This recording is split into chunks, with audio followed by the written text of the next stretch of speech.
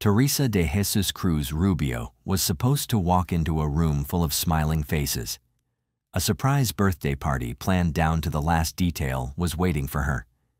Balloons swayed in the air, candles stood unlit on a cake, and family members whispered excitedly, ready to shout, "Happy birthday!" But Teresa never arrived. The calls went unanswered. The minutes turned to hours. Concern spread like wildfire among her loved ones. Something was wrong. Her sister, unable to shake the growing unease, drove to Teresa's house, expecting an explanation, a forgotten phone, a harmless delay. What she found instead would haunt her forever. Inside the home, silence hung thick, suffocating. Then she saw it, Teresa's body, and then a head. She had been decapitated. It was lying beneath a blanket, as if someone had tried to cover up the horror. Her head, severed from her body, thrown nearby. Blood was everywhere, splattered on the walls, pooled on the floor, staining the very home where she should have been safe. Officers who arrived at the scene found her lifeless body scarred with stab wounds, her abdomen, chest, and arms bearing the marks of what looked like savagery. The house was eerily still. But then they noticed something. There was water running. The shower was still on. In the sink sat a bloody kitchen knife, the murder weapon casually discarded like an afterthought. When they traced back, a call to 911 confirmed the unthinkable. The 911 caller stated a family member was inside the house, was deceased, and that the victim's head had been cut off, said Sergeant Brian Hoskin of the Glendale Police Department. There was no forced entry. Teresa had let the killer in, and the truth was more horrifying than anyone could comprehend. Her own son had done this. Alejandro David Gonzalez, just 24 hours out of jail, had murdered the woman who gave him life. But he was gone. In the quiet neighborhoods of Glendale, Arizona, life usually felt peaceful. Families went about their daily routines, kids played outside, and neighbors exchanged friendly hellos. It wasn't the kind of place where people expected anything terrible to happen. But behind the doors of one home, something truly horrifying was unfolding, something so brutal that it shook the entire neighborhood and left everyone asking the same question. How could a son do this to his own mother? Alejandro David Gonzalez was 25 years old, jobless, and spiraling into a dark path of drugs and violence. His mother had always tried to help him, but his demons ran deep. His family had seen the warning signs in his erratic behavior, his temper, the way he seemed to be losing control. This wasn't the first time Gonzalez had been in trouble. The monster had a past. In 2021, he attacked a police officer at a Circle K, punching him so hard it chipped his tooth. That assault landed him in jail, and by 2022, he pleaded guilty. He spent nearly a year behind bars before being released, but he didn't stay out of trouble for long.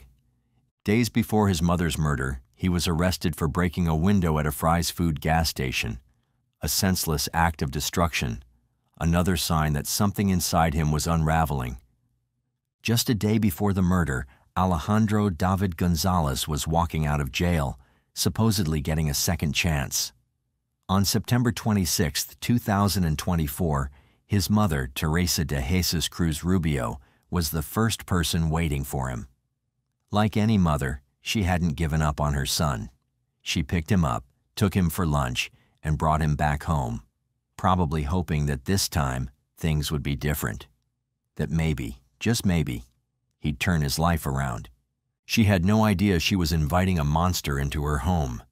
We may never know what exactly happened inside that house, what words were exchanged, what final thoughts Teresa had as the son she had raised, the son she had loved, turned on her in a drug-fueled rage. What we do know is that it wasn't a quick or merciful death. Teresa suffered multiple stab wounds, her abdomen, her chest, her arms. She fought. She must have fought. But it wasn't enough. Gonzalez didn't stop until she was gone. And then he went further. He decapitated her. When he left, he he took something else with him, her burgundy GMC Yukon, the car she had been using, the one her sister had given her. It was caught on a neighbor's Ring camera pulling away from the house in the late afternoon. He was driving away from the scene of the crime as if nothing had happened. It didn't take long for police to track him down. When they found him, his hands and arms were covered in injuries. His clothes were stained with blood. There was no doubt. This was the man they were looking for. Sitting in the interrogation room, Alejandro David Gonzalez had a choice: tell the truth or spin a lie. He chose the latter. Instead of taking responsibility, he fed investigators a tangled story, claiming that some mystery man he had met earlier was involved in the crime. He didn't explain who this man was, where he came from, or why he would have any reason to murder Teresa. It was a desperate attempt to shift the blame, to make it seem like he wasn't the only one responsible for what had happened. But detectives weren't buying it. As they went through the evidence, the blood-soaked crime scene, the missing kitchen knives, the surveillance footage of Alejandro leaving in his mother's car, one thing became clear. There was no other suspect, no mystery man, no accomplice, just Alejandro. Then came the confession. Gonzalez admitted to using methamphetamine that day. High, unstable, and filled with rage, he had murdered the one person who had never given up on him.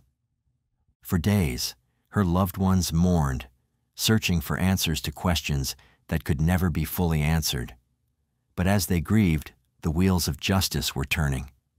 Then, on October 7th, 2024, a major development was announced.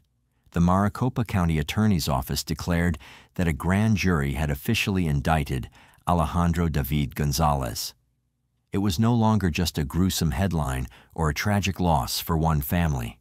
It was now a case that would be fought in a courtroom, with justice hanging in the balance. Gonzalez was formally charged with first-degree murder, theft of means of transportation, and tampering with physical evidence. The murder charge carried the weight of his unthinkable crime, the savage killing of his own mother, a woman who had done nothing but love and care for him. The theft charge was tied to his brazen escape in the burgundy GMC Yukon, the vehicle he had taken from the home after committing the unthinkable. And the final charge, tampering with evidence, spoke to his desperate and pitiful attempt to erase the horror of what he had done, as if a running shower and a bloody kitchen knife in the sink could wash away the monstrosity of his actions. The indictment wasn't just a legal step, it was also a promise that Teresa would not be forgotten, that her murderer, even though it was her beloved son, would face consequences. That justice, however delayed, was coming, but this was just the beginning. Alejandro sat behind bars, his bond set at $1 million in cash, knowing that every ticking second brought him closer to the trial that would decide his fate. There would be no more meth-fueled escapes, no more lies, no more blaming some imaginary accomplice. Only the cold, hard reality of a courtroom where the truth would be laid bare. A mother is gone. A family is broken. A community is left wondering how a celebration turned into a funeral. Instead of birthday candles, there were candles at a vigil. Instead of laughter, there were tears. Instead of a mother watching her children grow, there was an empty seat at the table. And the biggest question of all remains: why? What made Alejandro Gonzalez cross the line from troubled to monstrous? Was it the drugs? His untreated mental health issues? A darkness that had always been inside him, waiting for the right moment to strike? Whatever the answer, one thing is certain. Teresa DeJesus Cruz Rubio didn't deserve this. She deserved to blow out the candles on her cake. She deserved to hug her family. She deserved to feel love on her birthday. But instead, her life ended in horror at the hands of the very person she once held in her arms. What happened was not just a brutal crime. It was a tragedy that ran deeper than what happened that night. Alejandro David Gonzalez wasn't some faceless monster. He was a son, a man whose life had spiraled into addiction and darkness long before that final horrific act. Drugs, mental health struggles, a mother who never stopped trying to save him. It was a collision course that ended in the worst possible way. But it raises a question worth thinking. Was this fate sealed long before Teresa let him back into her home? Could something have been done earlier to stop it? Or was this always where the path was leading? Now, as the courtroom waits for justice, Glendale isn't just mourning Teresa. They are mourning the loss of what could have been: a mother's life, a son's future, and the haunting reality that love alone wasn't enough to save them. Can justice ever be enough for a crime with this level of monstrosity? The Jacobson family had everything: wealth, success, and a beautiful home in Wellington, Florida. From the outside, they were the picture of a perfect, loving family. But if there's one thing we've learned, it's that appearances can be deceiving. Beneath the surface, hidden behind the walls of their dream home, was a story far darker than anyone could have imagined. And on what should have been a joyful birthday celebration for these two little boys, everything unraveled in the most heartbreaking way, leaving a tragedy so profound that the entire nation would never forget their names. And trust me when I say, this is the kind of case that will stay with you for days, leaving you with one haunting question. What kind of father could pull the trigger on his own family? To truly understand this story, we have to go back to 1989, when Neal Mason Jacobson first met Frankie Sue Solkoff. Their paths crossed at a gym in Bayside, Queens, New York, where they both lived and worked at the time. From the very beginning, they seemed like the perfect match, both ambitious, successful, and thriving in their careers.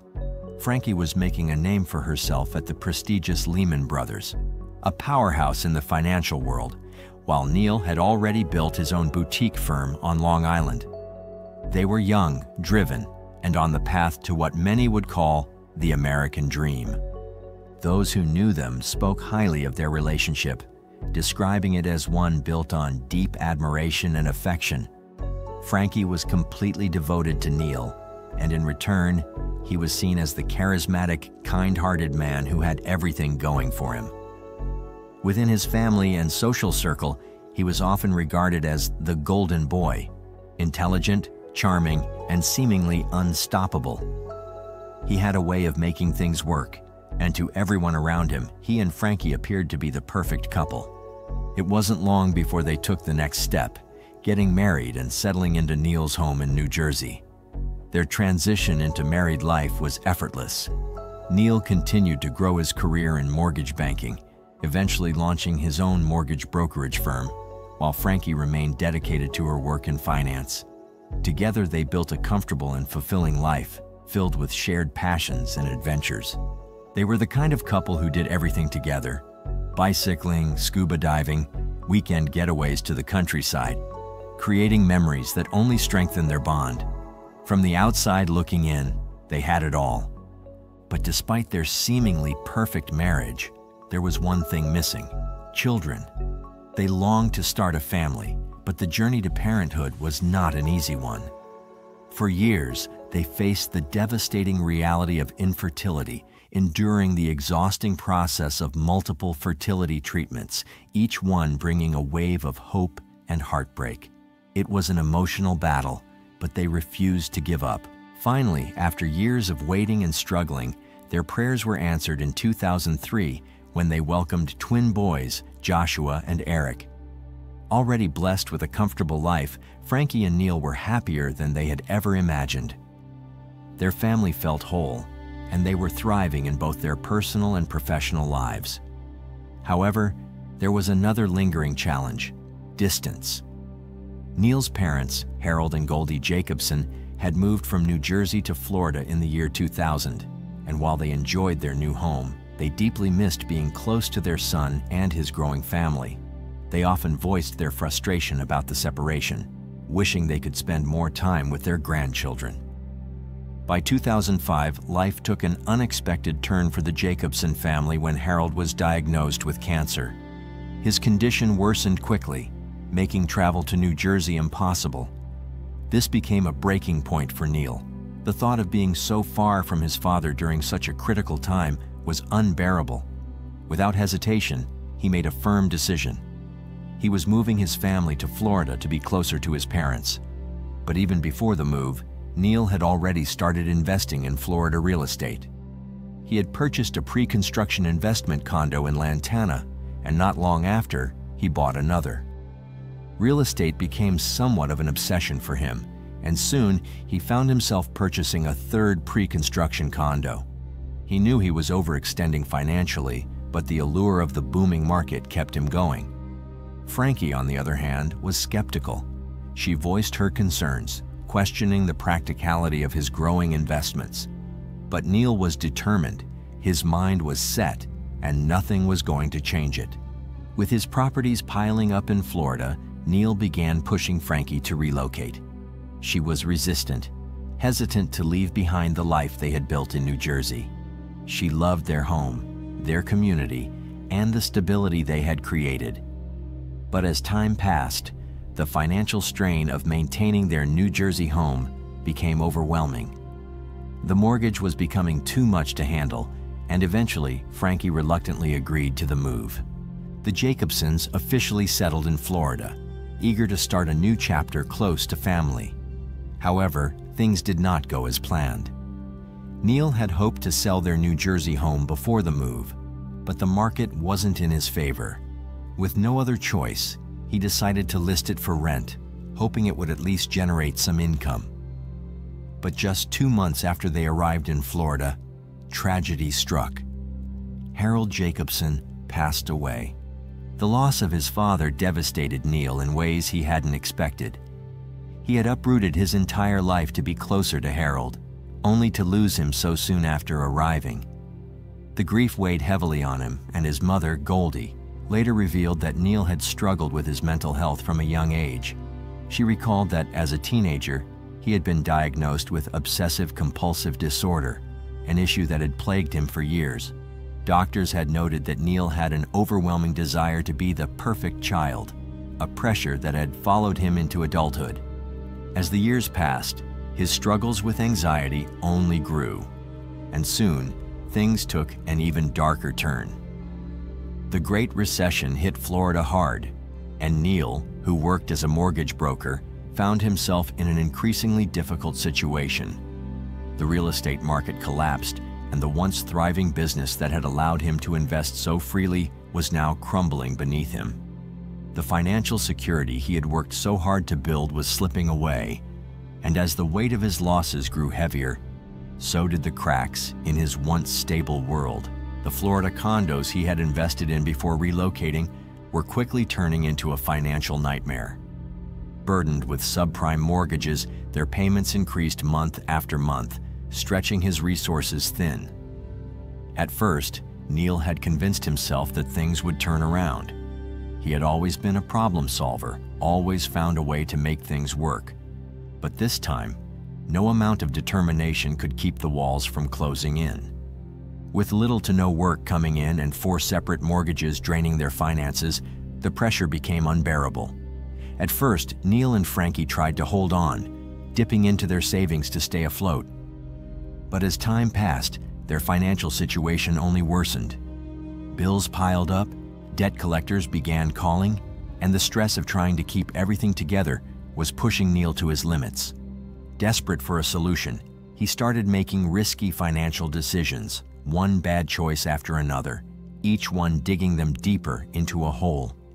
He chased after risky investments, sought out loans, and even considered selling off what little they had left, all in a futile attempt to stop the inevitable collapse. Eventually, the weight of it all became too much to bear. The financial juggling act had run its course, and Frankie, exhausted and drained, made the painful decision to stop paying the mortgages on their 3 Florida condos. It was a move that felt like surrender, but they had no choice. There was simply no more money left to give. By the year 2008, the pressure of Neal's business failures had begun to take a serious toll on his health. At first, it started with minor complaints, aches and pains that he couldn't quite explain. But as time went on, his symptoms worsened. He became sluggish, struggling to muster the energy for even the most basic tasks. His body felt heavy, his mind clouded. There were random bouts of dizziness that left him feeling unstable, and he found himself unable to focus the way he used to. Concerned, he visited the family doctor, who ordered a blood test in October. The results were troubling. Neal had elevated hormone levels, but there was no immediate explanation for his decline. As the weeks passed, his condition only worsened. The once energetic and determined man was now lethargic, withdrawn, and barely functioning. He was eventually diagnosed with depression and transient peripheral vertigo, a condition that further contributed to his constant dizziness. In an attempt to help him cope, his doctor prescribed Zoloft, a common antidepressant. Neal, desperate to feel better, took the medication as prescribed, hoping it would offer some relief. But instead of improving, his mental state deteriorated further. A few days after starting Zoloft, he was called back to the doctor's office, where they added a prescription for Xanax. It was meant to ease his anxiety, but his family and friends quickly noticed that something wasn't right. Instead of stabilizing his mood, the medication seemed to send him spiraling even further into darkness. His paranoia intensified, his emotions became more erratic, and the man they had once known began to fade before their eyes. Neal's sister, Deborah, became deeply concerned about her brother's rapid decline. She confided in their mother, worried about what he was going through. According to Deborah, Neal had started experiencing terrifying hallucinations. He had grown increasingly paranoid, convinced that someone or something was out to get him. Frankie, his wife, was just as alarmed. She reached out to her own sister, desperate for support, as Neal's behavior became more and more disturbing. He had completely withdrawn from the world. He refused to go outside, stopped engaging with friends and family, and even neglected his own hygiene. There were days when he wouldn't even shower, lost in a haze of fear and depression. His paranoia took a terrifying turn when he became obsessed with the idea that the FBI was watching him. He was convinced that federal agents were surveilling him, gathering evidence to have him arrested. He would talk about it constantly, warning anyone who would listen that they were building a case against him. His delusions became more elaborate. He was certain that his phone was tapped, that his home was under surveillance, that at any moment the authorities would storm in and take him away. His mother saw the full extent of his paranoia one of the last times she visited him. Neal had pulled her aside, his voice shaking with fear. He told her he was in big trouble. He insisted that the FBI was coming for him, that he had done something terrible, though he couldn't seem to explain exactly what. The fear in his eyes was real, raw, and overwhelming. But before we continue, I need to ask you something. Cases like this, where someone leaves behind a trail of warning signs before doing the unthinkable, are more common than we'd like to admit. We've covered story after story where red flags were everywhere, yet somehow no one managed to stop the disaster before it happened. So, if you ever noticed someone you knew showing these signs, acting strangely, withdrawing, saying things that just don't sit right, what would you do? Would you step in? Would you know what to say? I really want to hear your thoughts on this. Now back to the story. As Neal Jacobson's mind unraveled, so did his grip on reality.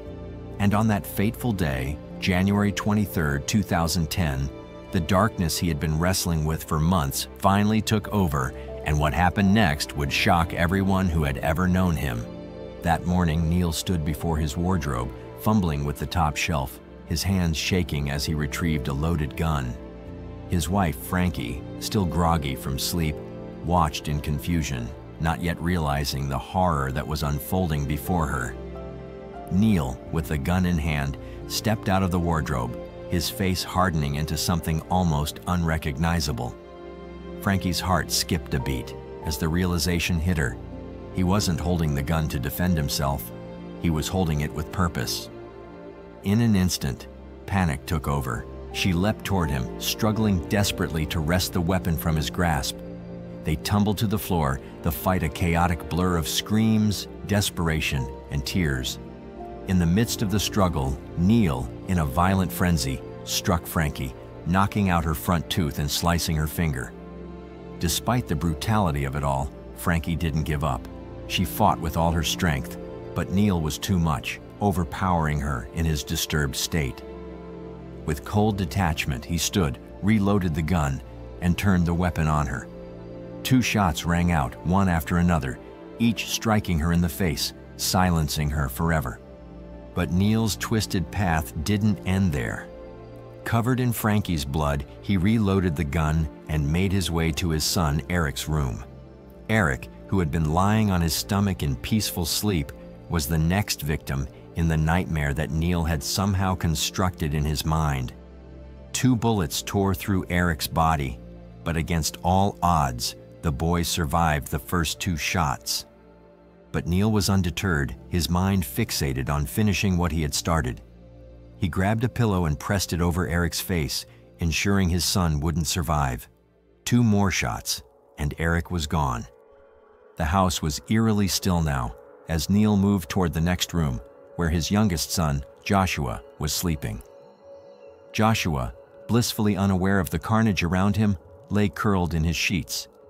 Neal's actions were methodical, almost as if he were following a script. He covered his son's face with a pillow, silencing him with 2 shots to the face. In a matter of moments, the vibrant life of his family had been extinguished. With the blood of his wife and children staining his hands, Neal walked to the bathroom and turned on the shower. He stood under the water, numb, as if washing away the sins he could no longer escape. When the shower ended, he dressed, swallowed a cocktail of Vicodin and Xanax, and, in a haze, left his home. As he drove, the pills began to take effect, making him groggy and disoriented. Less than a mile from his mother's house, Neal passed out behind the wheel, swerving off the road and coming to a stop in the grass. In the confusion, Neal had initially planned to kill his mother, Goldie, next, before taking his own life. But in his twisted state, something inside him held him back. He later told the police that when he was at home standing in the living room, he thought about going to heaven to be with his father, but he couldn't leave his mother alone, so he planned to take her with him. Thankfully, he never made it to her house. When the police found him, Neal was disoriented, barely conscious, and gripping the gun beside him. As they approached, he muttered, "I killed my family," in a dazed, broken voice. The investigation raised many questions. Was Neal a victim of the side effects of his medications, or had he planned this horrific act all along? A suicide note found later suggested that Neal may have been preparing for this moment, leaving many to wonder whether he was driven by his medications or if he had at some point simply snapped. And as what you might expect, from the very beginning, Neal's defense centered around his mental state. His attorneys argued that he had been suffering from severe depression, anxiety, and paranoia, all of which had been worsened by the medications he was taking. They described a man overwhelmed by financial ruin, haunted by the fear that the FBI was watching him, and convinced that there was no way out. His legal team insisted that he had not acted out of hatred or rage, but had instead been driven to an unimaginable breaking point due to the side effects of his prescription drugs. To support their argument, the defense brought in medical experts who testified about the dangers of Zoloft and Xanax, the 2 medications Neal had been prescribed before the murders. These drugs, they explained, could cause extreme mood swings, hallucinations, and suicidal tendencies, especially when taken together in high doses. Neal's behavior before the killings, his paranoia, delusions, and refusal to leave the house, was presented as clear evidence that he had lost his grip on reality.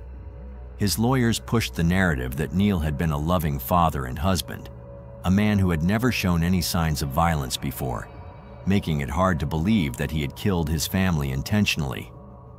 But the prosecution had a different story to tell. They painted Neal not as a victim of medication, but as a desperate man who had methodically planned the murders. They argued that his financial troubles had reached a boiling point and that instead of facing them, he had chosen to take his family's lives in an act of ultimate control. They pointed to the way he had executed the killings, retrieving his gun, reloading it multiple times, and ensuring that no one survived. To them, this was not the act of a man lost in a haze of confusion, but one who had made a deliberate and calculated decision. One of the most compelling pieces of evidence against Neal was the suicide note found in his home. The note indicated that he had thought through his actions and accepted what he was about to do. It wasn't the frantic scribblings of someone in the middle of a psychotic episode.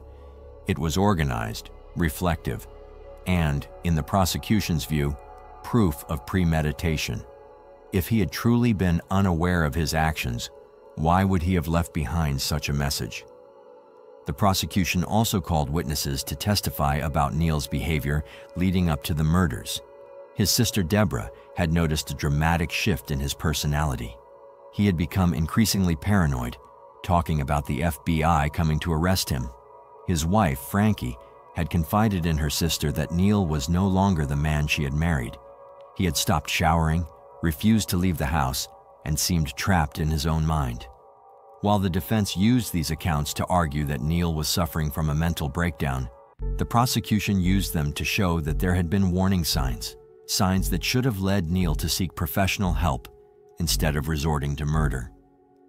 Neal's mother, Goldie, also played a heartbreaking role in the trial. She had been one of the last people to see him before the tragedy. When she recalled how Neal had told her, "Mom, I love you no matter what happens," the courtroom fell silent. At the time, she hadn't thought much of it, but in hindsight, it was clear. He had been preparing for what he was about to do. Goldie, who had always seen her son as a kind and loving man, struggled to reconcile the Neal she knew with the one on trial for murder. As the trial progressed, the jury was left to decide whether Neal Jacobson had truly been in a state of drug-induced psychosis or if he had coldly and deliberately murdered his wife and children. The prosecution emphasized that Neal had made a series of conscious choices, loading his gun, aiming at his loved ones, pulling the trigger multiple times. They argued that no matter what struggles he was facing, nothing justified what he had done. The defense, on the other hand, urged the jury to consider his mental state, to see him as a broken man who had been consumed by fear, paranoia, and desperation. After days of deliberation, the jury reached a verdict, guilty on all counts.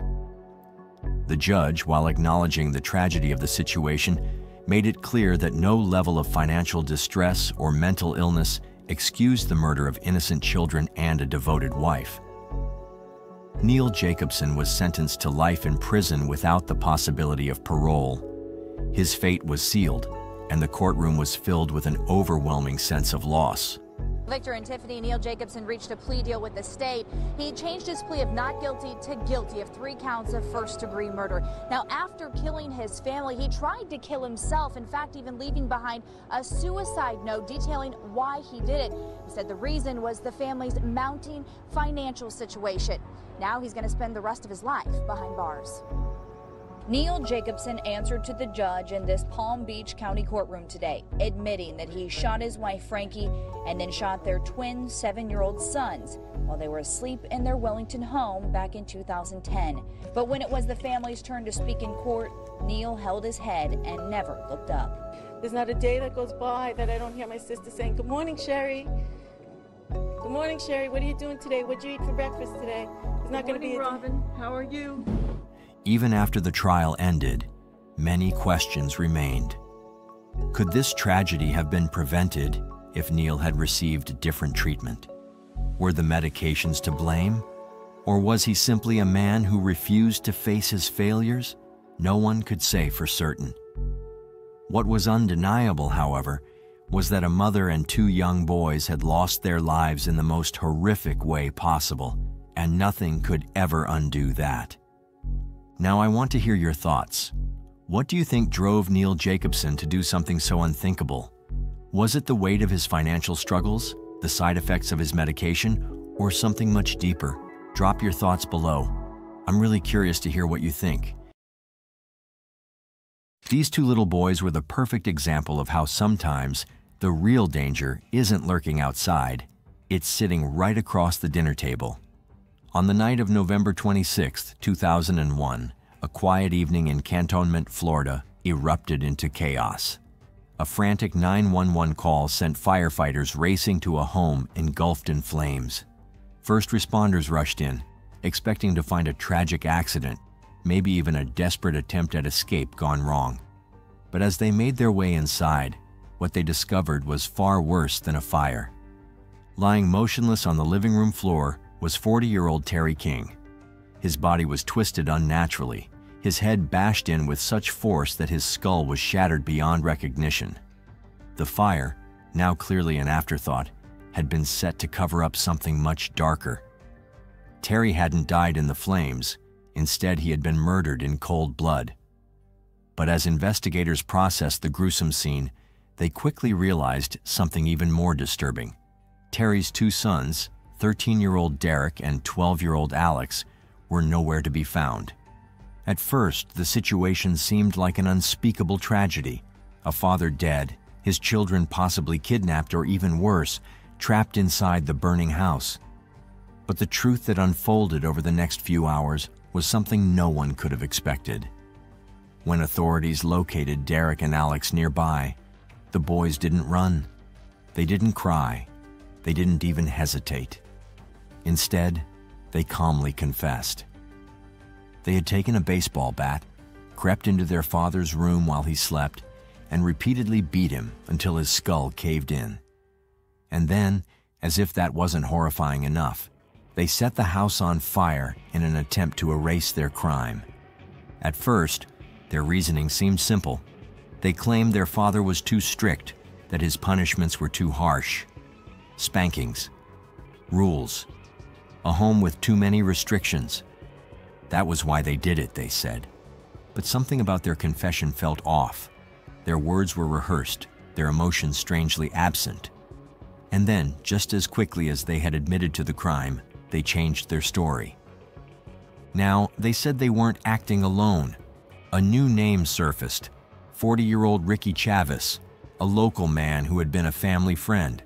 According to the boys, Chavez had manipulated them, convinced them to kill their father, and after the crime, took them in, washing their bloody clothes and coaching them on what to say. He had given them a place to stay, a place where they wouldn't have to follow rules or face their father's discipline. But when pressed for details, the story changed yet again. Suddenly, Derek and Alex claimed that they never killed their father at all. Ricky Chavez had done it, they insisted. He had beaten Terry to death, then forced them to take the blame. Each new version of events contradicted the last, leaving investigators struggling to separate truth from lies. But then, a chilling revelation came to light, one that would shake the case to its core. Alex revealed that his relationship with Ricky Chavez wasn't just that of a family friend. According to him, Chavez had manipulated him into believing they were in love. He described a twisted dynamic where Chavez, a grown man, had taken advantage of him, convincing him that they shared something special. With every revelation, the case became more unsettling. Was this the story of two boys rebelling against an overly strict father? Or were they victims themselves, manipulated by a predator who had used them to carry out his own dark agenda? Did you write some notes and letters about how you felt about Ricky Chavez? Yes, sir. Let me show you some Memorial States Exhibit number 10 for identification purposes. Is this your handwriting? Yes, sir. Before we begin to dissect every inch of this case, let's take a moment to understand the King family first. Terry Lee King was born in Florida on April 17, 1961. He met Janet Little at a young age, and by the time Terry was 23, the two had started living together. They went on to have two sons, Derek, born in 1988, and Alex, who followed just 14 months later. Life wasn't easy for the young couple. Financial struggles weighed them down, and by the time their boys were just toddlers, things took a turn for the worse. Their relationship fell apart, but even after breaking up, Terry and Janet continued living under the same roof for about 2 years. During this time, Janet gave birth to twins fathered by another man. Despite their split, Terry attempted to co-parent all 4 children with Janet, trying to make the best of a complicated situation. But raising 4 young children with limited resources became overwhelming. Desperate for a solution, the couple turned to the Heritage Christian Academy, a church-run institution that provided shelter for struggling families. The director introduced them to the idea of open adoptions, assuring them that their children would live with new families while still staying in touch with their biological parents. Believing this was in their children's best interest, Terry and Janet made the heartbreaking decision to give them up. Soon after, Janet moved out of Terry's home, leaving him behind to start over. Terry picked up another job, but it paid little, and he was barely getting by. 8 months later, another blow hit the family. The church shut down, unable to afford the costs of caring for the children. The 4 siblings were separated, each sent to different families across the state. Derek and Alex, once inseparable, were now miles apart. Alex, in particular, struggled. No matter how much his new family tried, he couldn't adjust. He cried endlessly, mourning the loss of his father. His distress became so unbearable that his foster parents ultimately sent him back to Terry. The boy clung to his father like a lifeline, refusing to be apart from him again. While Terry worked, Alex would sit quietly in the lunchroom playing by himself, and at night, he made a makeshift bed by pushing 2 chairs together, anything just to be near his dad. Meanwhile, Derek took a different path. As he grew older, his rebellious streak intensified. By the year 2001, Janet received a call from his foster parents. They could no longer handle him. They were at their breaking point, and just like that, Derek was sent back to Terry, reuniting with his younger brother. Around the same time, Janet had moved to Lexington, Kentucky, after marrying another man, while Terry had finally reached some stability. He had bought a rental home with a large garden, creating what seemed like a fresh start for his boys. Derek and Alex were enrolled at Ransom Middle School, and at first, things seemed to be settling down. They were bright kids, performing above average in their classes. But just as life started to resemble some kind of normalcy, everything unraveled. On November 16th, the boys vanished. Terry reported them missing, frantic with worry. Days passed, and then he received a phone call from his own children. They told him to stop looking for them, but Terry refused to give up. Frustrated by what he believed was police inaction, he even went to the local news, pleading for help. Then, on November 24th, there was a breakthrough. Derek was found wandering near a wooded area in Pace. The next day, Alex resurfaced, returning home. Neighbors saw the 3 of them together, preparing to leave the house to visit a friend. It looked like things might return to normal. Later that night, they came back home. But within hours, their house was engulfed in flames. Firefighters rushed to the scene, but what they found inside was far more horrifying than the fire itself. Authorities quickly pieced together the gruesome truth. The attack had happened in the dead of night. Terry had been asleep in his recliner, completely unaware that his own children were lurking in the shadows. Derek, gripping an aluminum baseball bat, struck the first blow, then another, and another. It was a ruthless, frenzied assault. The man who had fought so hard to keep his sons together was left unrecognizable. His skull had been shattered. As his lifeless body lay there, the boys set the house on fire, hoping the flames would erase the evidence. But fire doesn't destroy everything. Instead of seeking help, Derek and Alex fled. They didn't go to the police or a family member. They ran straight into the arms of Ricky Chavez, a man who had been lurking in the background of their lives for some time. Chavez wasn't just a family friend. He was a convicted felon with a troubling history. While Terry had been busy working hard as a single father, Chavez had been keeping a watchful eye on his boys, offering them an escape from their strict household. His home was their hideaway, a place where rules didn't apply. Investigators soon uncovered disturbing details. Chavez had more than just a casual friendship with the boys. He had introduced them to alcohol and marijuana, blurring the lines of authority. But the most unsettling revelation came from Alex himself. He confessed that he and Chavez weren't just friends. He claimed they were lovers. Chavez had manipulated him, convinced him they were in love. Authorities found letters, love notes written by Chavez to Alex, diary entries from the young boy professing his devotion to the 40-year-old man. It was clear this was grooming, and it raised a terrifying question. Had Chavez orchestrated the murder of Terry King? To understand just how deep Chavez's influence ran, you have to understand who he was in their lives. Every neighborhood has that one house, the one where kids gather, where rules are flexible, where no one asks too many questions. For Derek and Alex, that house belonged to Ricky Chavez. To some, he was just a friendly neighbor, the guy who let kids hang out at his place, play video games, and escape their troubles. But to others, there was something unsettling about him. Rumors swirled.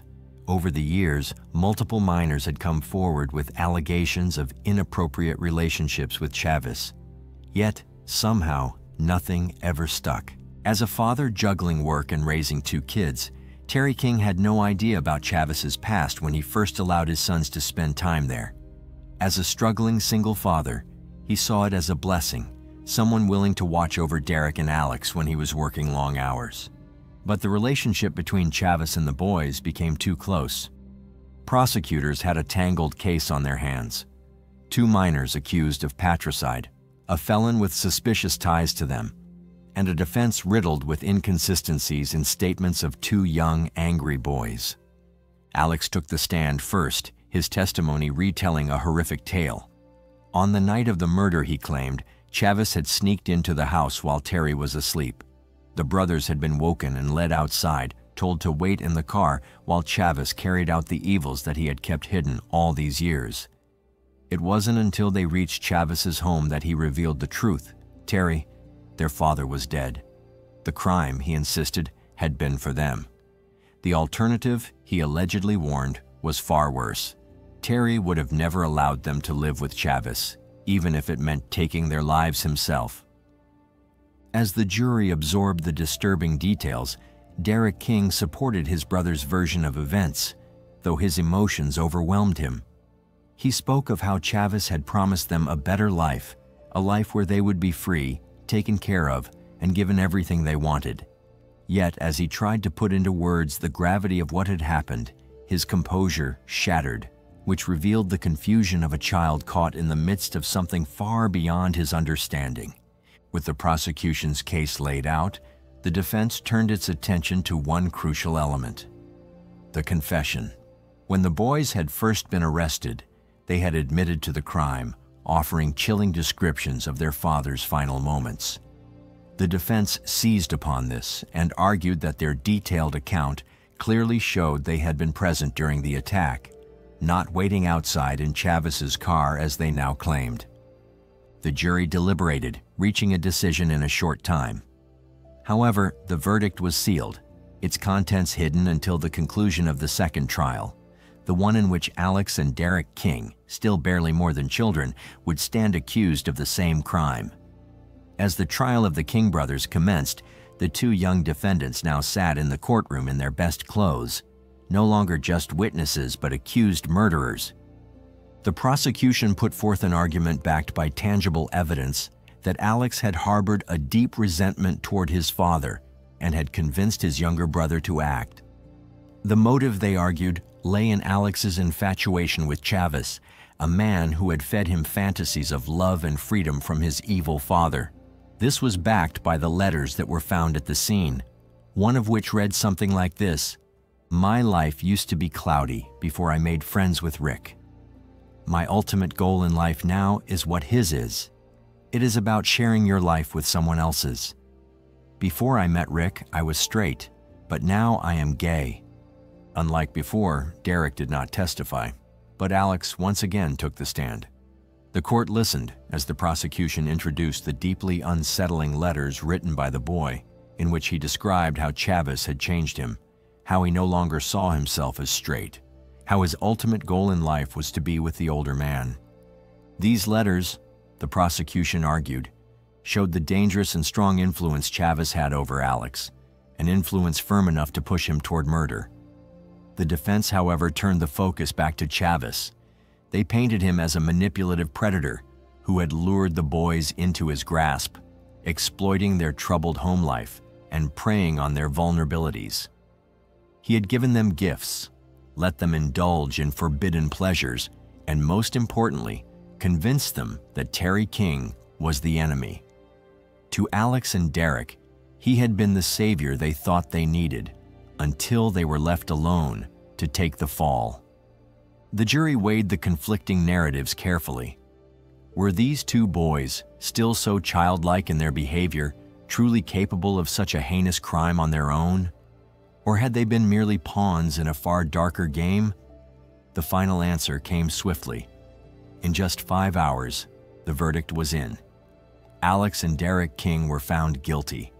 Their knowledge of the crime scene, their shifting testimonies, and their own confession ultimately convinced the jury that they had been present when their father was murdered. Case number 015612B. Verdict. Yet the court also seemed to acknowledge the complexities of the case. As most children their age prepared to return to school, Alex and Derek King prepared for a very different kind of future. A future inside the walls of Florida's juvenile detention centers. They had entered the world as victims, suspects, and pawns in a deadly game. And now they would pay for a crime whose true mastermind remained a mystery in the eyes of many. In an unconventional move, the prosecution tried both Chavez and the King brothers for the same crime. Chavez was acquitted, despite the damning letters and his attempts to cover up the murder. The King brothers, however, were convicted of second-degree murder on September 6, 2002. But in yet another twist, the judge overturned their convictions, citing violations of due process. Rather than face another trial, the prosecution and defense reached a plea deal. Both Derek and Alex pleaded guilty to third-degree murder. Derek was sentenced to 8 years, Alex 7. But was justice truly served? Why did nobody consider the disturbing relationship of a minor with a convicted felon? Almost nobody would ask this question. Derek and Alex King entered prison as children and left as men. Long after the trials had ended and the headlines had begun to fade, the King brothers still had those who remained invested in their fate. Among them was journalist and writer Catherine Medico, whose interest in their case had shifted from professional to deeply personal. What had started as research for a book had transformed into an emotional bond, particularly with Alex. She had spent months exchanging letters with him, their conversations stretching over long phone calls. But it wasn't until late 2002 that she finally met him in prison. From the moment they were face to face, she felt an instant connection, as though he were a child in desperate need of care. Catherine was not alone in this sentiment. In different corners of the country, strangers had been drawn to the case, outraged by the way 2 children had been thrust into the adult legal system. Their frustration turned into action, culminating in the formation of the King Brothers Trust in 2003. Lisa Drew Alton spearheaded the initiative, determined to provide support for the boys once they were released. It was, she believed, a gesture of faith, an assurance that despite their past, they would not have to navigate their future alone. Among those who became involved was Dan Daly, a widower and freelance writer from Texas. Through online discussions about the case, he had connected with Lisa, who suggested he send Derek books in prison. A simple act of kindness turned into something much more when he received a heartfelt thank you letter from the boy. That letter marked the beginning of an unexpected friendship. Over time, they corresponded frequently, and Daly made the long drive to Florida several times to visit Derek behind bars. He was struck by the boy's openness, the way he spoke about his guilt without hesitation. For Daly, the relationship was not about the notoriety of the case, but about helping a young life find direction after a tragic past. As Alex and Derek spent their formative years behind bars, these unlikely supporters waited for them on the outside. But there remained a looming question. Were the boys worth saving? Would they emerge from prison rehabilitated, or would they become hard-hearted criminals like so many before them? When Alex King finally walked free, he did not dwell on the past. At 19, nearly a year and a half out of prison, he presented himself as someone who had left the darkness behind. He had built a new life, one he never imagined possible, with a family that embraced him as one of their own. Prison had changed him, though for years he had felt emotionally numb, disconnected from reality. The full weight of his circumstances had not sunk in until he made a reckless mistake, one that nearly cost him his freedom all over again. In April 2005, with 3 years remaining on his sentence, Alex and another inmate attempted an escape. Their plan had been amateurish at best, stuffing their beds to make it appear as though they were still sleeping, then slipping into a classroom where they attempted to climb through the ceiling. The plan failed, and they found themselves right back where they started, caught before they even had a chance to make it beyond the walls of the facility. The consequences were severe. Arrested and booked on new charges, Alex faced the terrifying possibility of an additional 15 years behind bars. It was then that Catherine Medico rushed to see him, shaken by the news. When she expressed her worry, his response was dismissive. She wasn't his mother, he told her, but she refused to accept that. In her eyes, Alex was as much her child as her own biological children. Something in that moment shifted. The next time she received a letter from him, it was addressed simply, "Dear Mother." From that day forward, he never called her anything else. Derek was released at the age of 20 in 2009 after serving 7 years. Alex was freed a year earlier in 2008 at the age of 18. But freedom didn't guarantee a new beginning. Alex King's life had been anything but ordinary. From a troubled childhood to a high-profile murder trial, his past had always loomed over him like a shadow he could never escape. And now, at just 35 years old, his story had come to a tragic end. For years, Alex struggled with drug addiction, a battle that, according to his uncle Greg King, had consumed him. The last time Greg saw Alex was 5 years ago in Pensacola. He had urged his nephew to enter a rehab program, but Alex found it difficult to handle confinement yet again. Whether it was prison walls or the strict rules of rehab, he always found a way to run. On April 14th, Alex was found unresponsive in Missoula, Montana, after a drug overdose. Doctors at Providence St. Patrick Hospital fought to save him, but the damage had been done. It wasn't his first overdose in recent weeks. In fact, the doctor treating him recognized him immediately. Alex had already been in the hospital several times before. This time around, however, he wasn't so lucky. His heart had stopped. Medical staff worked desperately to revive him, but after days on life support, Alex King was declared legally dead on April 23, 2024. His family gathered for a final goodbye, though not in person. His last moments were witnessed through a screen, a heartbreaking farewell from miles away. He had once been the boy at the center of a case that captivated the nation, the child who made a confession that changed everything. But in the end, Alex King was just another lost soul, caught in the tight grip of a past that never let him go. And Ricky Chavez? He remains incarcerated, serving a 35-year sentence, not for murder, but for false imprisonment and being an accessory to the crime. The murder of Terry King also ignited a media firestorm. Were the boys victims of abuse or cold-blooded killers? A book, A Perversion of Justice, A Southern Tragedy of Murder, Lies and Innocence Betrayed, argued that they were innocent. But Assistant State Attorney David Rimmer had his own take. There will always be people who believe Derek and Alex are innocent, just like there will always be people who believe that Michael Jackson is innocent. The the murder of Terry King was not just a local tragedy, it became a nationwide sensation, dividing public opinion and sparking heated debates about justice, abuse, and manipulation. One of the most controversial takes on the case came from authors Catherine Medico and Molly Barrows in their book, A Perversion of Justice, a Southern tragedy of murder, lies, and innocence betrayed. The book painted the King brothers not as cold-blooded killers but as victims, children caught in a web of manipulation and discrepancies in the legal system. It suggested that the justice system failed them, raising a question that left goosebumps. Were the boys innocent all along? Years after their release, Derek and Alex King sat down for an exclusive Dateline NBC interview in a special titled Second Chances. For the first time in years, the brothers reunited on camera, their faces now marked by time and the weight of their past. They reflected on the choices that led them to that fateful night and the scars they carried from it. The case was also the subject of Evil Kin, Season 1, Episode 5, titled Deadly Darlings.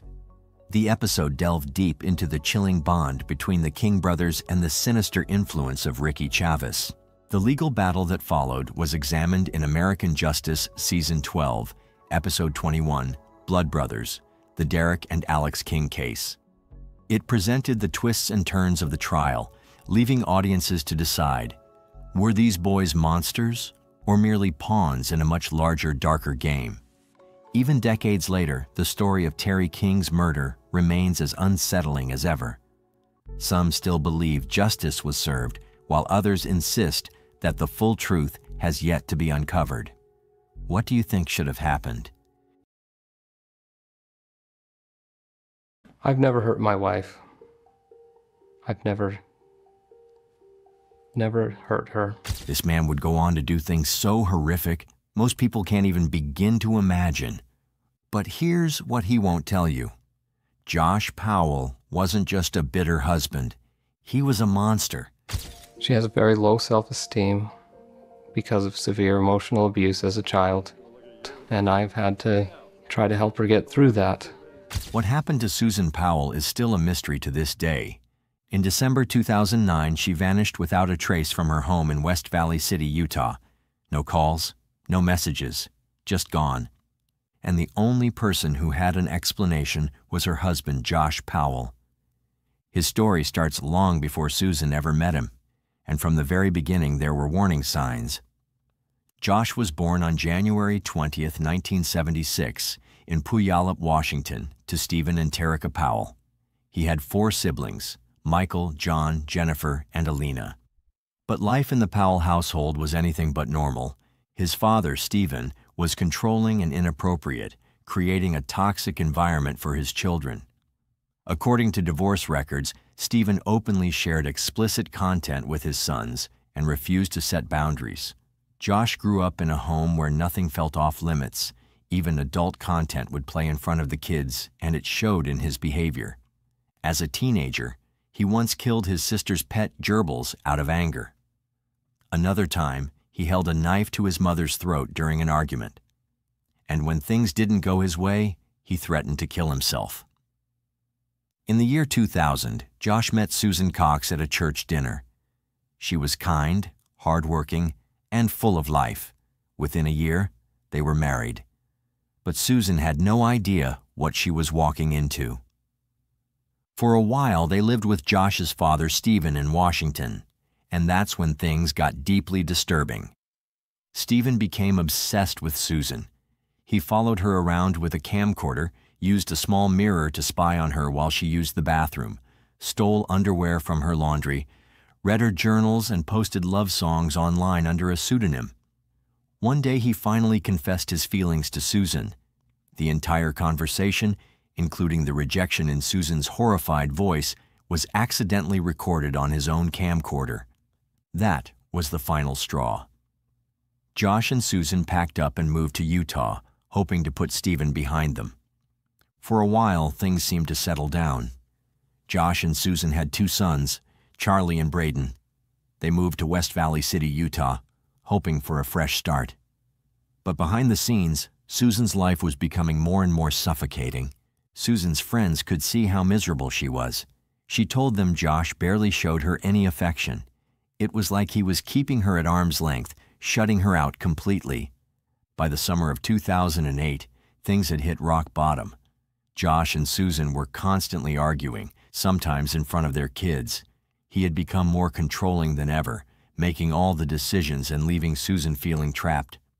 Their marriage wasn't just struggling, it was crumbling. Josh took complete control of their finances, forcing Susan to rely on him for even the smallest expenses.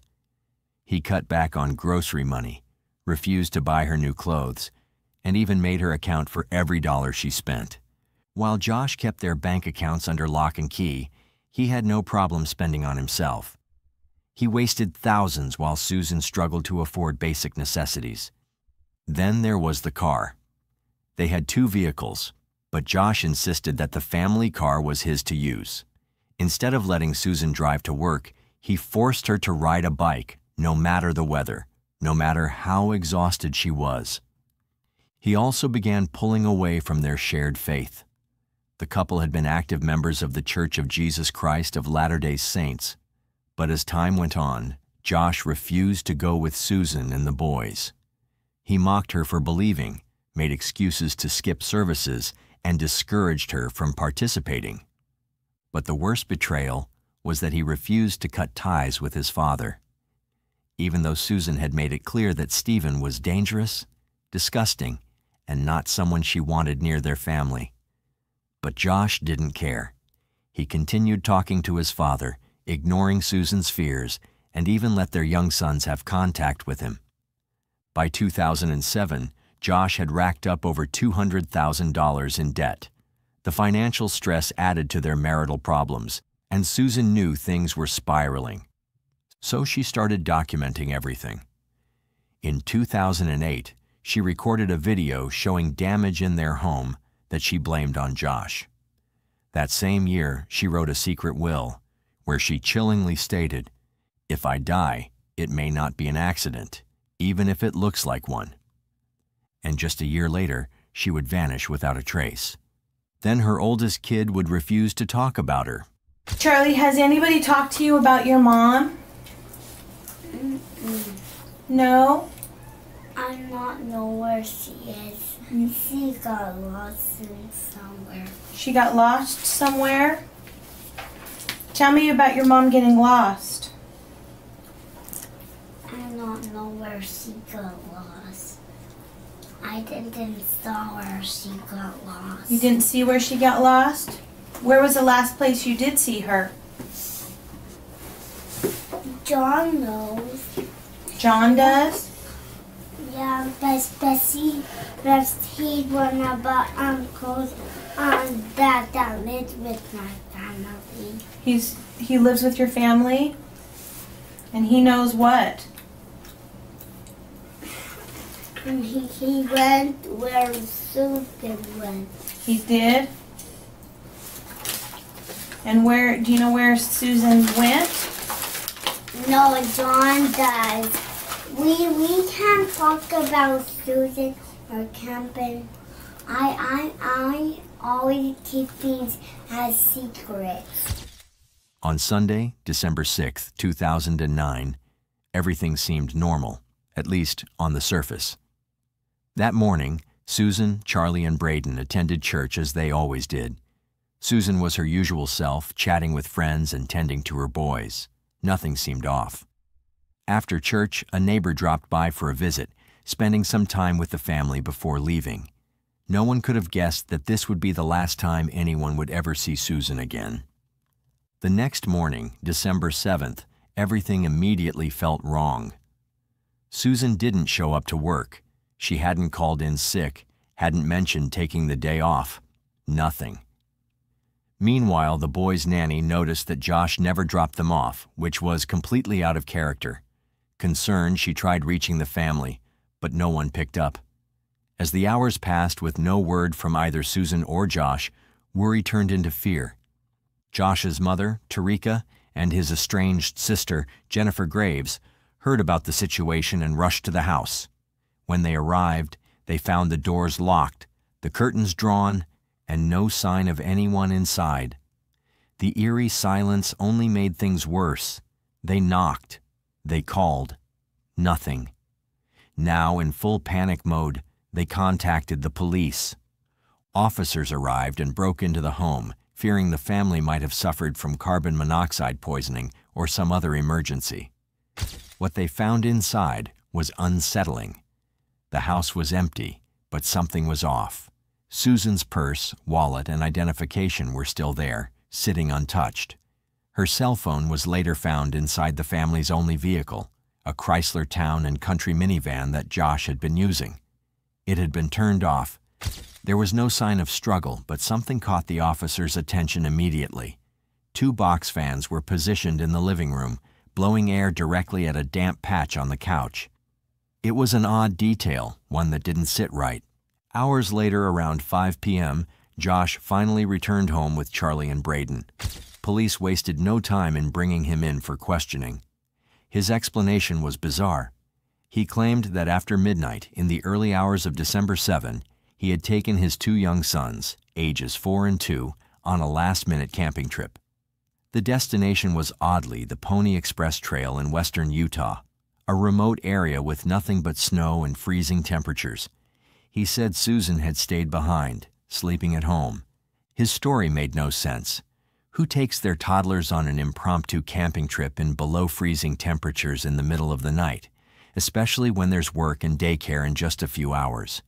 Police found it even more suspicious when they realized that Josh had never told his boss he wouldn't be coming into work that day. When asked why, he gave an even stranger response. He claimed he had simply lost track of the days and thought it was Sunday, not Monday. Investigators were determined to verify Josh's story. They sent a team to the exact area he claimed to have camped. There was no evidence that anyone had been there. No tire tracks in the snow, no footprints, no fire pit. Nothing. It was as if the trip had never happened. Then something even stranger happened. On December 8th, after a second round of police questioning, Josh suddenly rented a car from Salt Lake City International Airport. And then he disappeared for nearly 18 hours. His whereabouts during that time remain a mystery. When Josh finally resurfaced, he called his mother from Interstate 84 in Tremonton, Utah. He was disoriented, giving vague answers about where he had been. Later, he told his sister Jennifer that he had been aimlessly driving around the city, getting on and off different freeways at random. When police got hold of the rental car, they discovered that he had put an additional 807 miles on the odometer. Where did he go? What was he doing? To this day, no one knows. But one thing was becoming painfully clear. Josh Powell was hiding something. 2 days after Susan's disappearance, police searched the Powell home again. This time, they uncovered something unsettling. On the floor, they found traces of Susan's blood. Not a lot, but enough to raise serious questions. And then, inside the house, they came across something even more unsettling. Life insurance policies on Susan totaling $1.5 million and a handwritten letter from Susan herself. In it, she detailed her growing fear for her life. She had been terrified of Josh, and now she was missing. Years later, DNA tests confirmed that one of the blood samples belonged to Susan. But another sample came from someone else, an unknown male contributor. To this day, his identity remains a mystery. As police dug deeper into Josh's actions after Susan's disappearance, his behavior became even more suspicious. He drained her retirement accounts, canceled her regular chiropractic appointments, and pulled his sons out of daycare, all within days of her going missing. It was as if he was erasing her from their lives. And then there was something even more disturbing.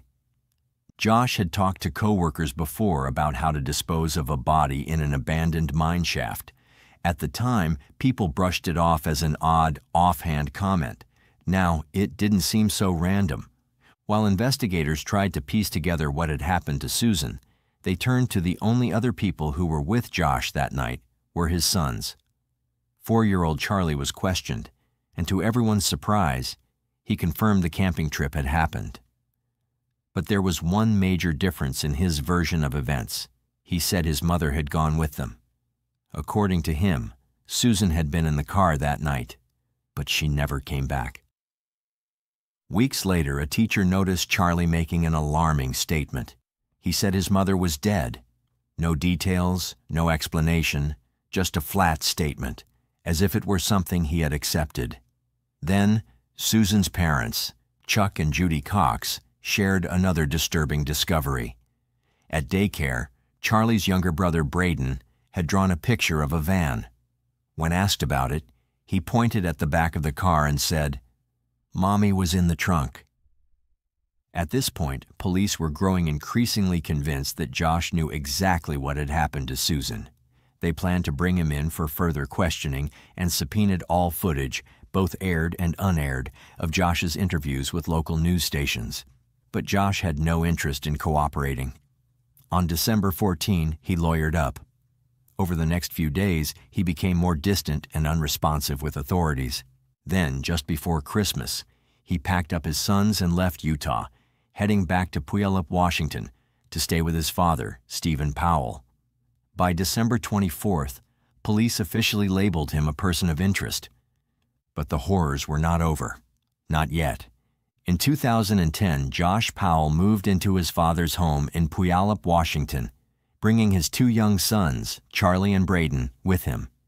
With Susan gone, it seemed like the Powell men were closing ranks. Josh made it clear he wasn't coming back to Utah, announcing plans to rent out their home in West Valley City. Some reports suggested that he left after losing his job, but to those who knew him, it felt like he was running from something. Not long after settling in Washington, a website called SusanPowell.org popped up. It claimed to be the official website of Susan Powell, but instead of focusing on finding her, it was dedicated to defending Josh. The posts accused Susan's family, her estranged sister-in-law, Jennifer Graves, and even the LDS Church of launching a smear campaign against Josh. Some of the posts went even further, suggesting Susan had run off to Brazil with another missing person, journalist Stephen Kuchar, a bizarre and completely baseless theory. It didn't take long for people to connect the dots. Josh and his father, Stephen Powell, were almost certainly the ones behind the site. Then, by late 2010, the Powells made an even more shocking claim. Susan had been mentally ill and had abandoned her family. It was a last-ditch effort to rewrite the narrative, but Susan's parents immediately shut it down. There was absolutely no evidence that Susan had left voluntarily, let alone that she was unstable. While Josh was doing everything he could to paint himself as the victim, police turned their attention to his father, Stephen Powell. A family friend had come forward, revealing that Stephen had been obsessed with Susan for years. When investigators seized Stephen's computers, they found 4,500 images of Susan, many of them taken without her knowledge. These weren't just regular pictures. They were disturbingly invasive close-ups of her body. At the same time, police started looking into Josh's brother, Michael Powell, after he did something suspicious. Shortly after Susan vanished, Michael had gotten rid of his broken-down Ford Taurus, selling it to a wrecking yard in Oregon. If that wasn't strange enough, he later ordered satellite images of the lot, as if he wanted to keep tabs on the car. When investigators tracked it down, they brought in cadaver dogs, and sure enough, the dogs indicated human remains had once been in the trunk. Unfortunately, DNA tests were inconclusive, leaving yet another unanswered question in the case. In September 2011, police thought they had finally found a break. While searching Topaz Mountain in Utah, an area Josh had visited often, they discovered what appeared to be a gravesite. The ground had been recently disturbed and showed signs of shoveling. For days, investigators sifted through the soil, but in the end, they found no remains. To this day, it's unknown what, if anything, was buried there. Meanwhile, tensions between the Powell and Cox families were reaching a boiling point. After police raided Stephen Powell's home, both he and Josh went to the media, trying to spin the story in their favor. Stephen claimed that he and Susan had been falling in love before she disappeared, using old journal entries from when she was a teenager as proof that she had always been unstable. A judge wasn't buying it. Stephen and Josh were legally banned from publishing any of Susan's personal writings, and they were ordered to return or destroy any journals they had already released. Then everything blew up. On September 22nd, police arrested Stephen Powell on voyeurism and child pornography charges. Inside his home, investigators found secretly recorded videos of young girls, adult women, and, most disturbingly, Susan herself. It was clear Stephen was dangerous, but the authorities believed Josh might not be innocent either. Washington's Assistant Attorney General John Long announced that Josh was now a subject in the investigation. The day after Stephen's arrest, Chuck Cox filed for custody of Charlie and Braden. At first, the court only granted him temporary custody, ruling that Josh could get them back if he moved out of Stephen's home.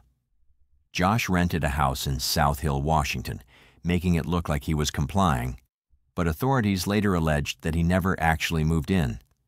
By this point, Josh's own sister, Jennifer Graves, publicly stated that she believed he was responsible for Susan's disappearance. With the custody battle intensifying, Josh was court-ordered to undergo psychological evaluations. A forensic psychologist, James Manley, examined him and found a troubling pattern. Josh refused to acknowledge any normal human weaknesses or faults, and he exhibited highly controlling behavior with his sons. He was also deeply paranoid, constantly blaming the police and media for his problems. Despite these findings, there was no direct evidence of abuse, so Manley allowed Josh supervised visits with the boys. Then, in January 2012, everything changed.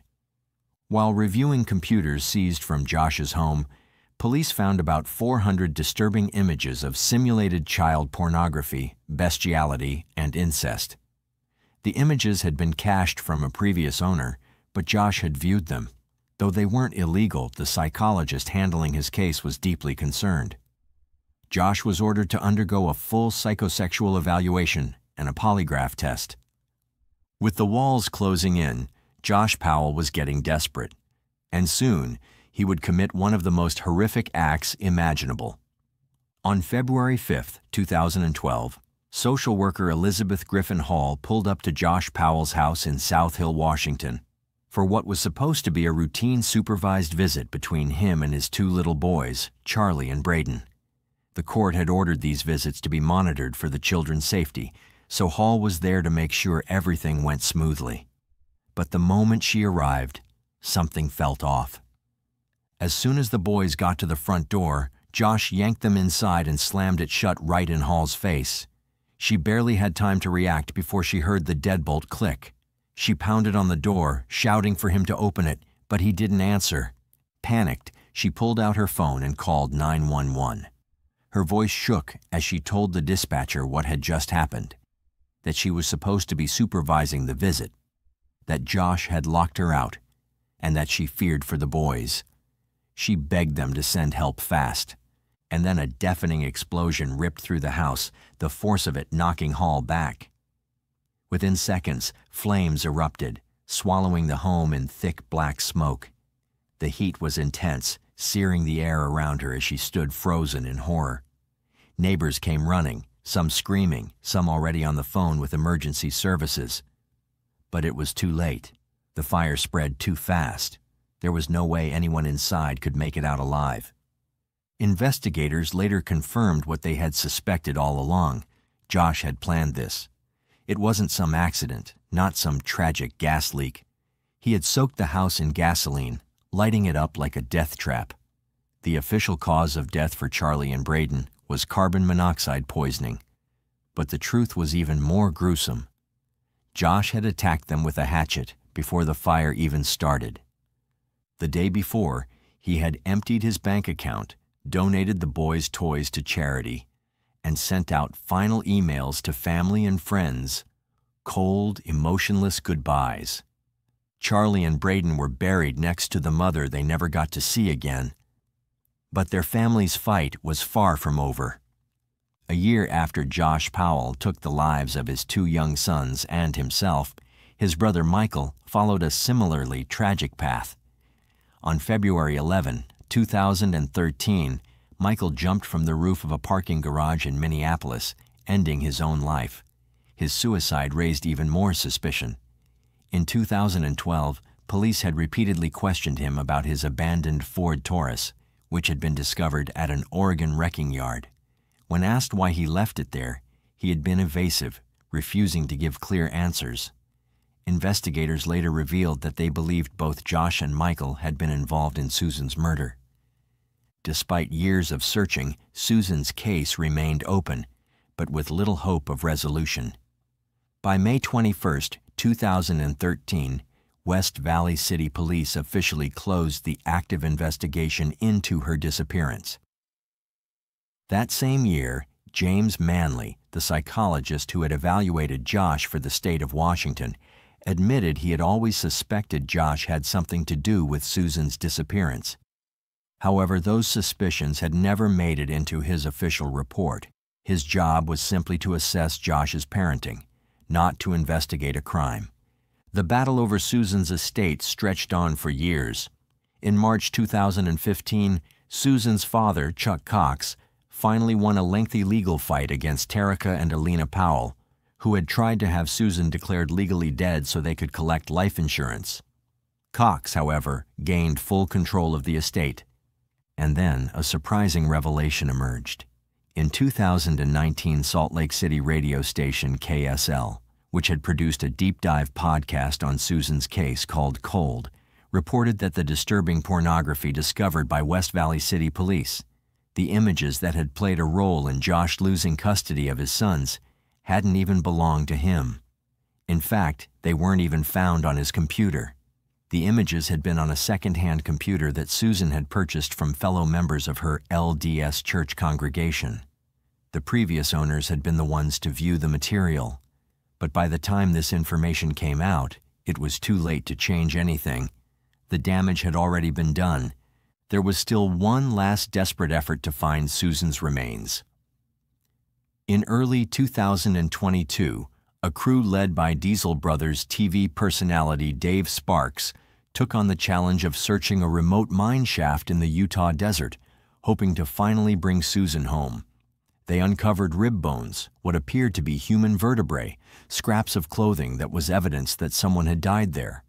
The remains were sent to a lab for DNA testing. But once again, it was another dead end. The bones weren't Susan's. They weren't even human. A pair of pants found with the bones tested positive for male DNA, leaving yet another mystery. Who did they belong to? And more importantly, will Susan Powell ever be found? We don't want to be here anymore. We're done. So is he asking you to, like, kill him? I don't understand. Yeah, that's what I've been doing for a while.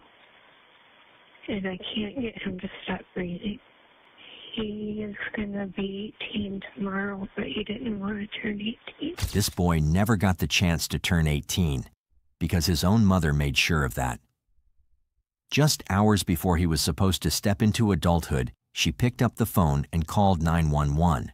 But instead of crying for help, she delivered a chilling statement, and that is, she couldn't get him to stop breathing. Most mothers would fight tooth and nail to keep their child alive, but this one, she did the exact opposite. And it makes you wonder, what kind of mother does something so unthinkable? And how did it come to this? To even try to understand how this all happened, we have to go back to where it started, to a quiet little apartment complex that, by all accounts, should have been just another ordinary place to live. Bay Point Apartments, sitting at 791 East 16th Street in Holland, Michigan. A place meant to be a home, a safe haven, a spot where people came back after a long day, kicked off their shoes, and settled into the comfort of their lives. The Bay Point Apartments community wasn't just some rundown complex. It featured 1- and 2-bedroom units, along with 2-bedroom lofts. Residents had access to central heating and air conditioning, washer and dryer hookups in select apartments, and even a large swimming pool to cool off in the summer. It was a pet-friendly place, too. Cats and dogs were welcome, adding to the sense of home for those who lived there. On the surface, it was just another suburban apartment complex, the kind of place where people went about their business without too much drama. And among those residents were Katie Lee and her son, Austin Picard. Just a small family trying to make it through life like everyone else. From the outside, they seemed normal enough. Austin was a quiet, intelligent teenager with a deep love for books, science, and video games. He wasn't the kind of kid who got into trouble. If anything, he was the opposite. Smart, reserved, a bit of a dreamer. And Katie? She was a single mother who had spent years raising him on her own. Life wasn't easy, but they had each other. Neighbors didn't see anything too out of the ordinary. They weren't a loud, troublesome family. They kept to themselves, blended into the background of their small Michigan town. If you passed them on the street, you probably wouldn't have thought twice.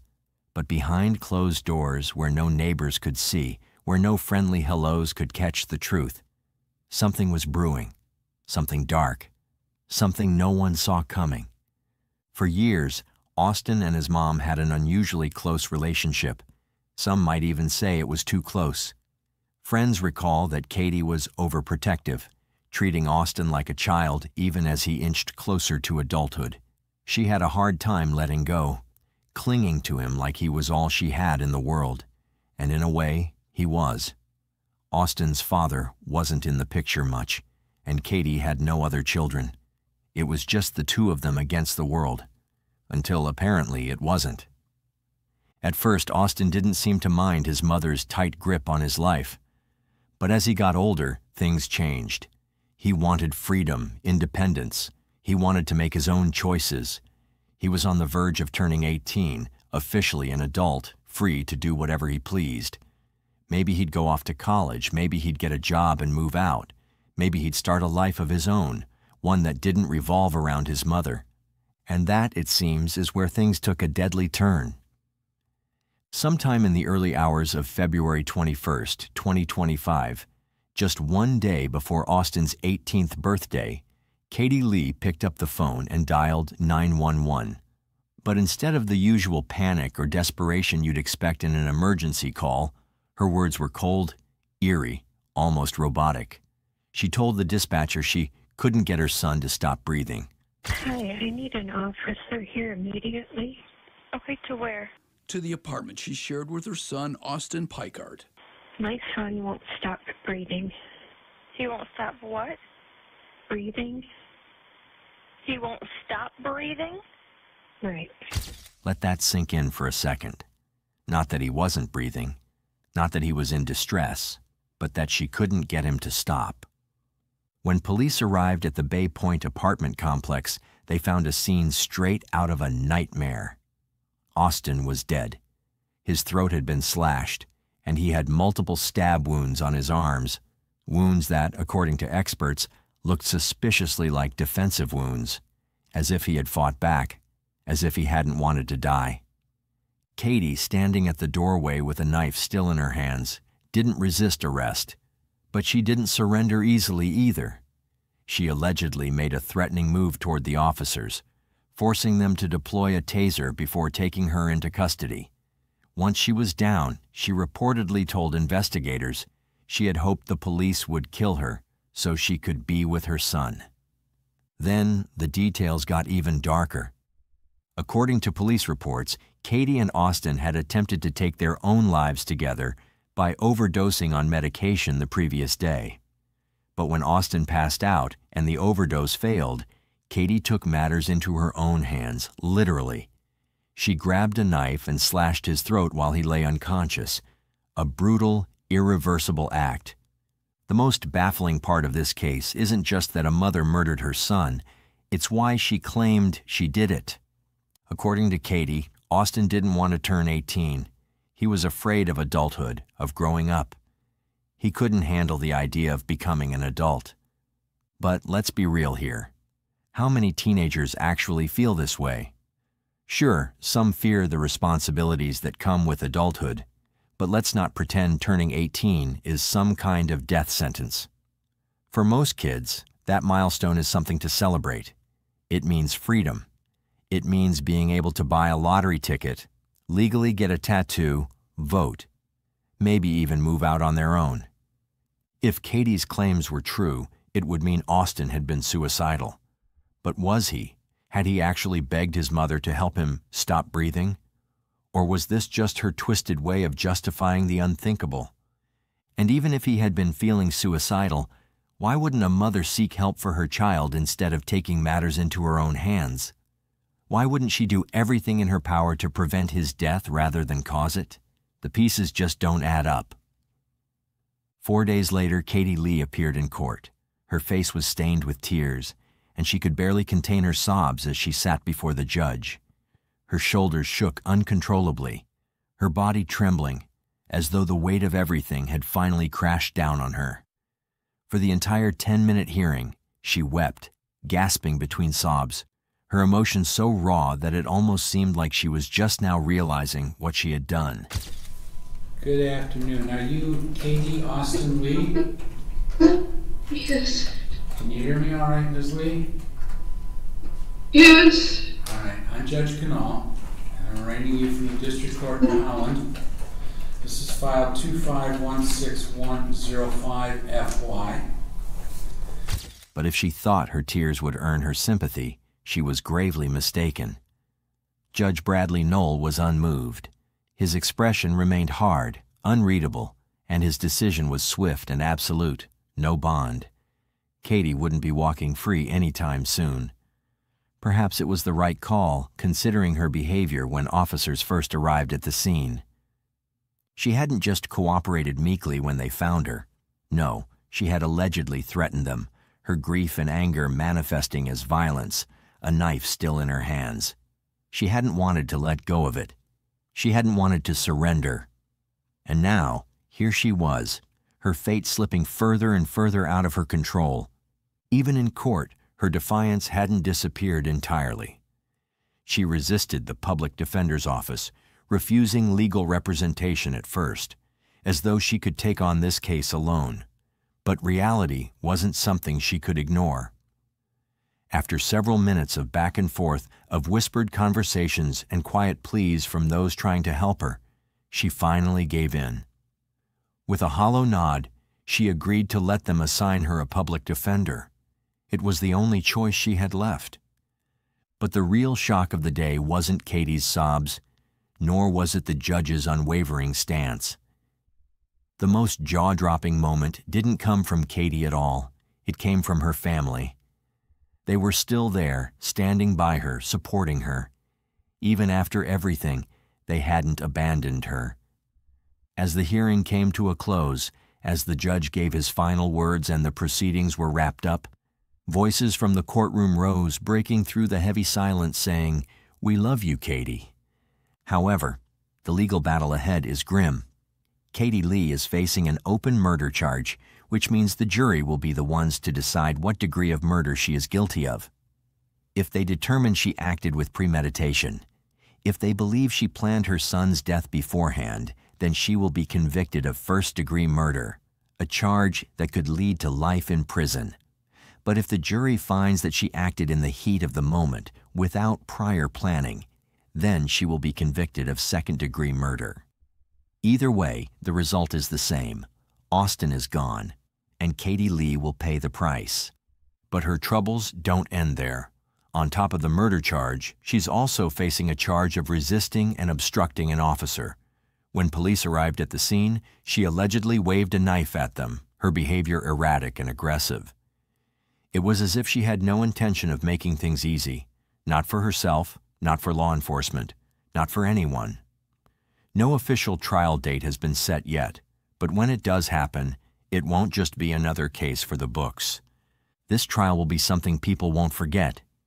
It will be a long, painful process for everyone involved.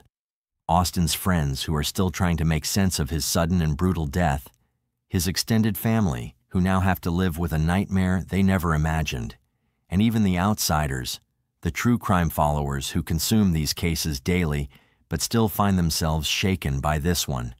Because no matter how many stories we hear about parents killing their children, this one feels different. This one feels personal. And the biggest question remains, why?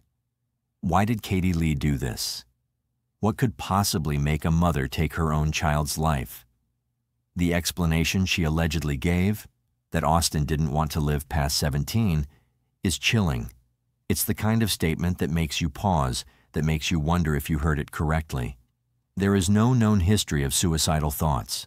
No evidence has surfaced that suggests he struggled with depression. No close friends or relatives have come forward to say that he had been unhappy. If anything, Austin's future seemed bright. He loved science. He loved space. He had dreams and aspirations, ideas of who he wanted to become. So why would he suddenly wish to throw all of that away? And then there's the possibility of money. Follow the money. That's what investigators always say. Did she have a life insurance policy on Austin? Could there have been something to gain financially from his death? Nothing has been confirmed yet, but it's a question worth asking. People have killed for far less. If Katie stood to benefit financially, then suddenly this case takes on an even darker edge. Or was the answer something even more terrifying? Was mental illness at play? Did she suffer from delusions? Did she believe she was saving Austin? There have been cases before where people, often suffering from severe psychological disorders, convince themselves that killing their loved ones is an act of mercy. Did Katie truly believe Austin was better off dead? Did she think she was doing him a favor? And what about drugs? Could she have been under the influence? Drug use can explain erratic behavior, paranoia, aggression. But here's the most horrifying part. No toxicology reports have been mentioned, which means that, as of now, there is no evidence that Katie was high when she did this. And that makes it so much worse. Because if she wasn't in some drug-induced haze, if she wasn't under the influence of anything, then that means she did it completely sober. It means she made this choice with a clear mind. Perhaps one of the most disturbing aspects of this entire case is the reaction from Katie's family. How does one rationalize standing by a family member after something like this? How do you look at a woman who has done something so unspeakable and still say, "We love you"? Is it denial? A refusal to accept reality? Or is it something deeper, a kind of unconditional love that defies logic? Some families cut ties immediately, unable to stomach the betrayal. Others cling to the past, unable to let go of the person they once knew. But at some point, reality has to set in. At some point, they will have to ask themselves, if Katie Lee could do this to Austin, who's to say she wouldn't have done it to someone else? Who's to say she wouldn't do it again? At the heart of this case is a single, devastating truth. Katie Lee failed her son in the worst way imaginable. A mother is supposed to protect her child, to keep them safe, to be their shield against the horrors of the world. Instead, Katie became the monster her son should have been protected from. And the worst part? We may never fully understand why. No matter how many hearings take place, no matter how many psychological evaluations are conducted, one voice will never be heard: Austin's. And that is the real tragedy. The remaining family is doing everything they can to keep Austin's memory alive. They even created a GoFundMe in his honor, hoping to give him the kind of send-off he deserves. The organizer, Elisa Paycart, didn't go into details about what really happened, but one thing is clear: they want the world to remember Austin for the bright, loving person he was, not the way his life ended. She described him as caring, funny, and full of life. He loved his family and friends more than anything, but if there was one thing that truly fascinated him, it was space, galaxies, planets, the unknown. He loved it all. And now, his family has come up with a plan that feels almost poetic. Instead of a traditional burial, they want to send his ashes into space on an actual rocket ship. It's the kind of farewell that matches his dreams, making sure that even in death he reaches for the stars. Of course, losing someone like this isn't just emotionally devastating, it comes with financial struggles too. Funerals, memorials, and everything in between add up fast. Elisa said that some people have already reached out, asking how they can help, and honestly, the best way right now is through donations. Every little bit helps as they work toward their goal of celebrating Austin's life the way he would have wanted. So far, the GoFundMe has raised over $6,000, but they're hoping to reach $12,000. It's not just about money. It's about giving Austin a proper goodbye, one that honors the person he was. Meanwhile, Katie Lee is sitting in jail, facing some of the most serious charges imaginable. Open murder, resisting an officer, no bond. She's not going anywhere anytime soon. And if she's convicted, Michigan law could put her away for life. But here's the big question. Did she really do this because Austin wanted her to? Or is there something much darker at play? What do you think? Drop your thoughts below. And if there's another case you want us to cover, let us know. Killing a whole family is already evil enough, but to torture, molest, and trap a child in a barrel for 2 whole days before eventually killing her is a whole new different kind of evil. This wasn't just a murder. It was a nightmare that crawled into reality. And out of all the cases we've uncovered, this one stands out as one of the most disturbing. So brutal, so twisted, that even hardened police officers couldn't erase it from their minds. Because for Felicia Elliott and the entire Elliott family, this wasn't just a crime story. It was their living, breathing hell back in the late 1990s. And it would take years before justice finally broke through the shadows. And what happened on that night? It will enrage you, haunt you, and make you wish you could reach through time just to land a punch on the monsters behind it. But before we dive into the terrifying details, let's take a moment to know who the Elliott family really was. For starters, not much is known about the early years of the Elliott family, but what we do know paints a picture of an ordinary family, living a simple yet fulfilling life. Carl Elliott married Lisa Elliott several years before the events that would tragically change their lives forever. Their love story was followed by the birth of their first child, a daughter named Felicia, and then just a year later, their son Gregory came into the world.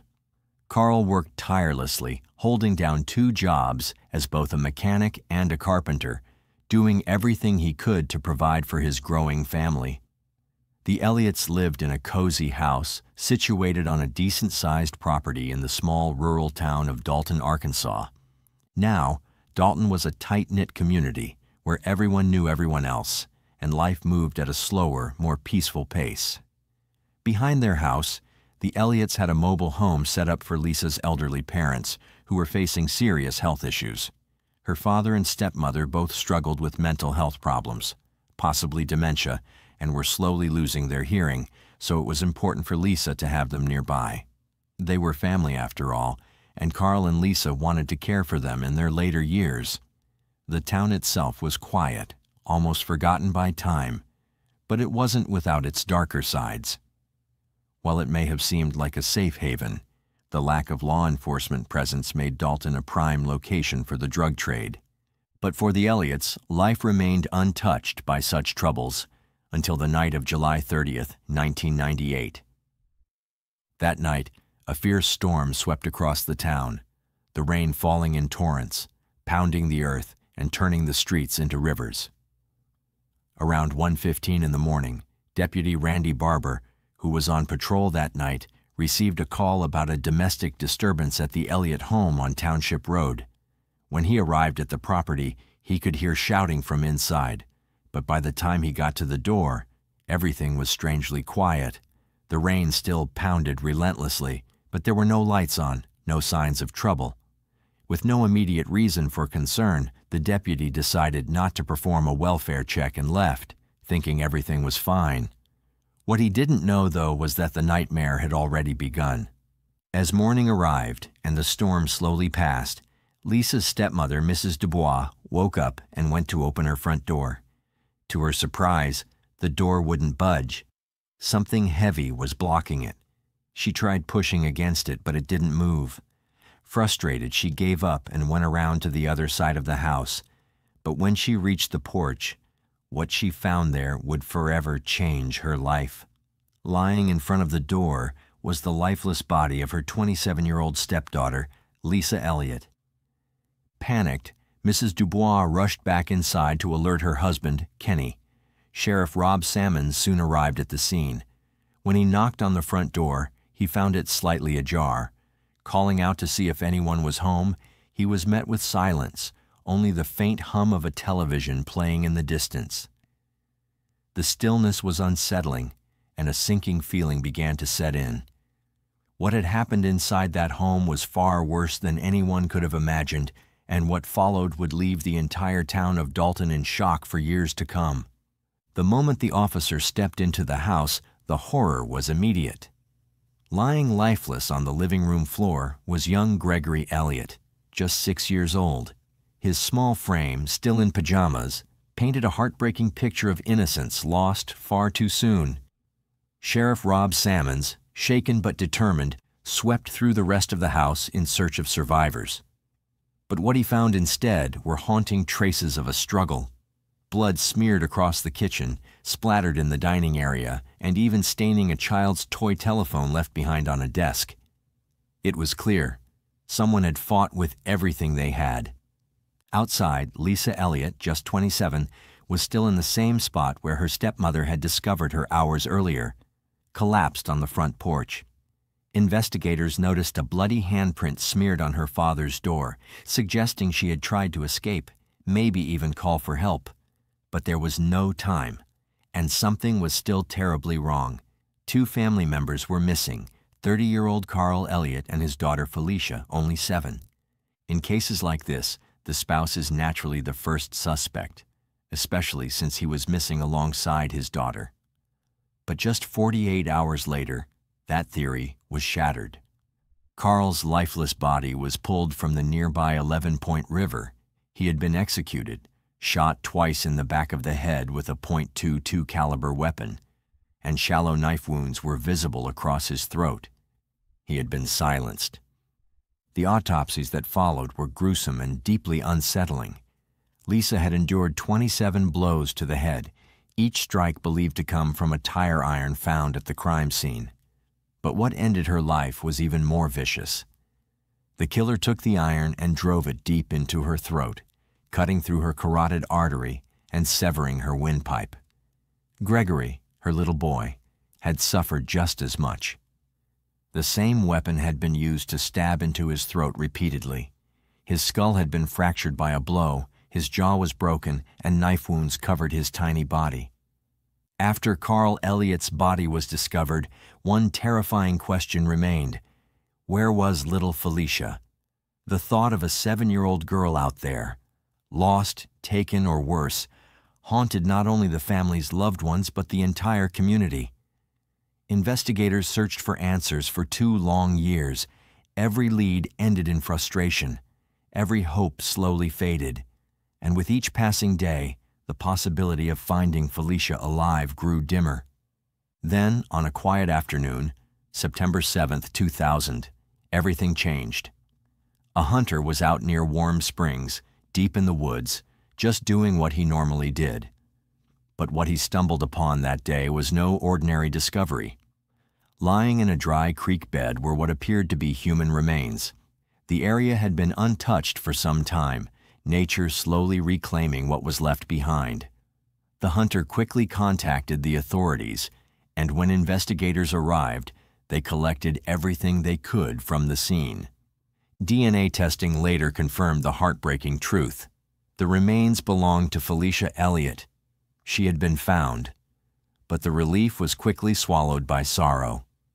Due to how much time had passed and how far the body had decomposed, the medical examiner could not determine exactly how she died.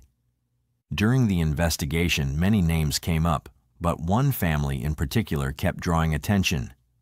The Greens. They were no strangers to trouble.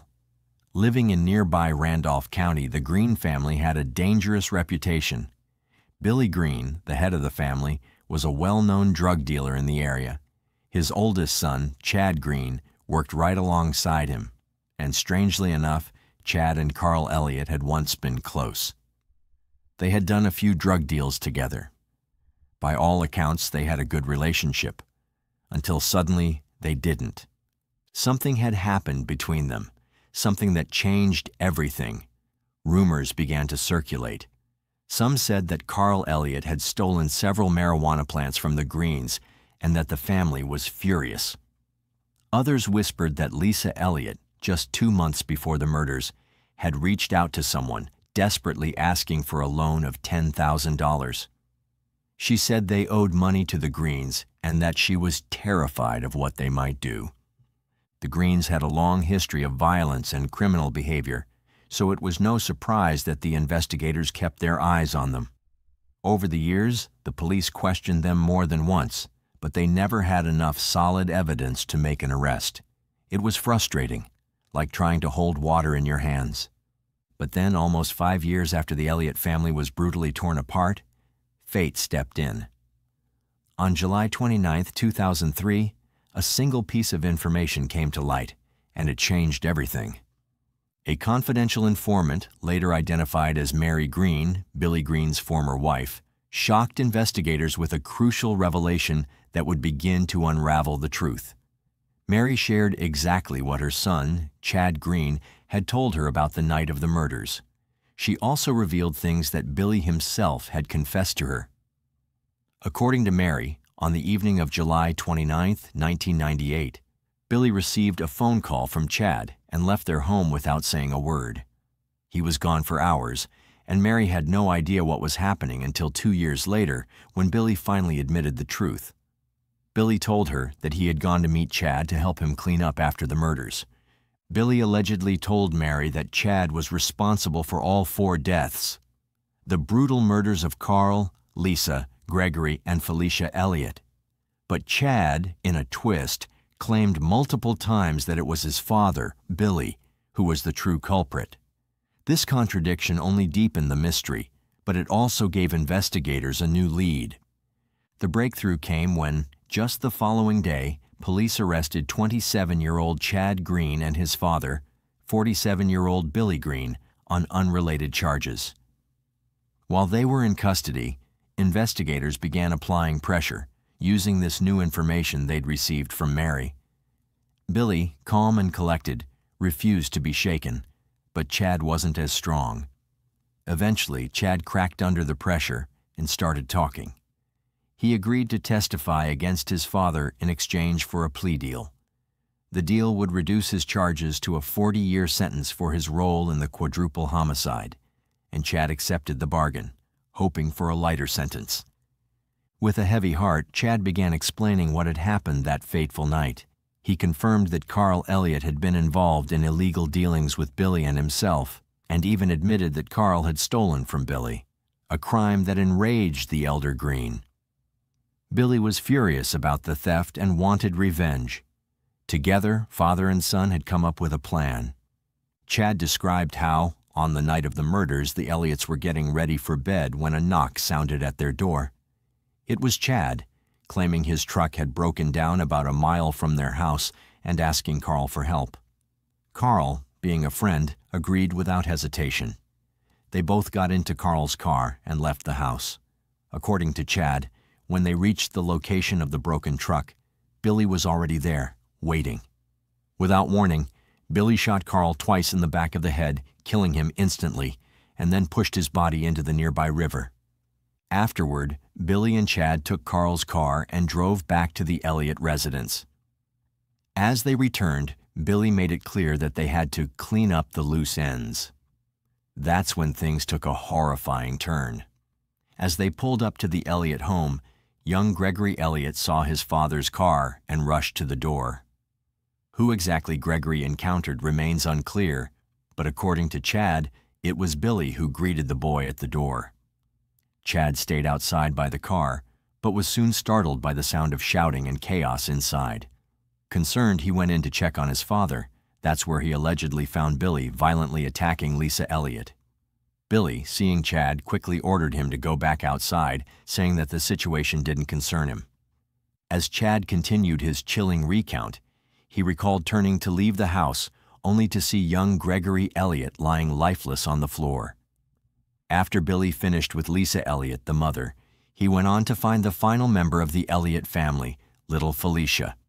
She had been hiding in her bedroom, terrified.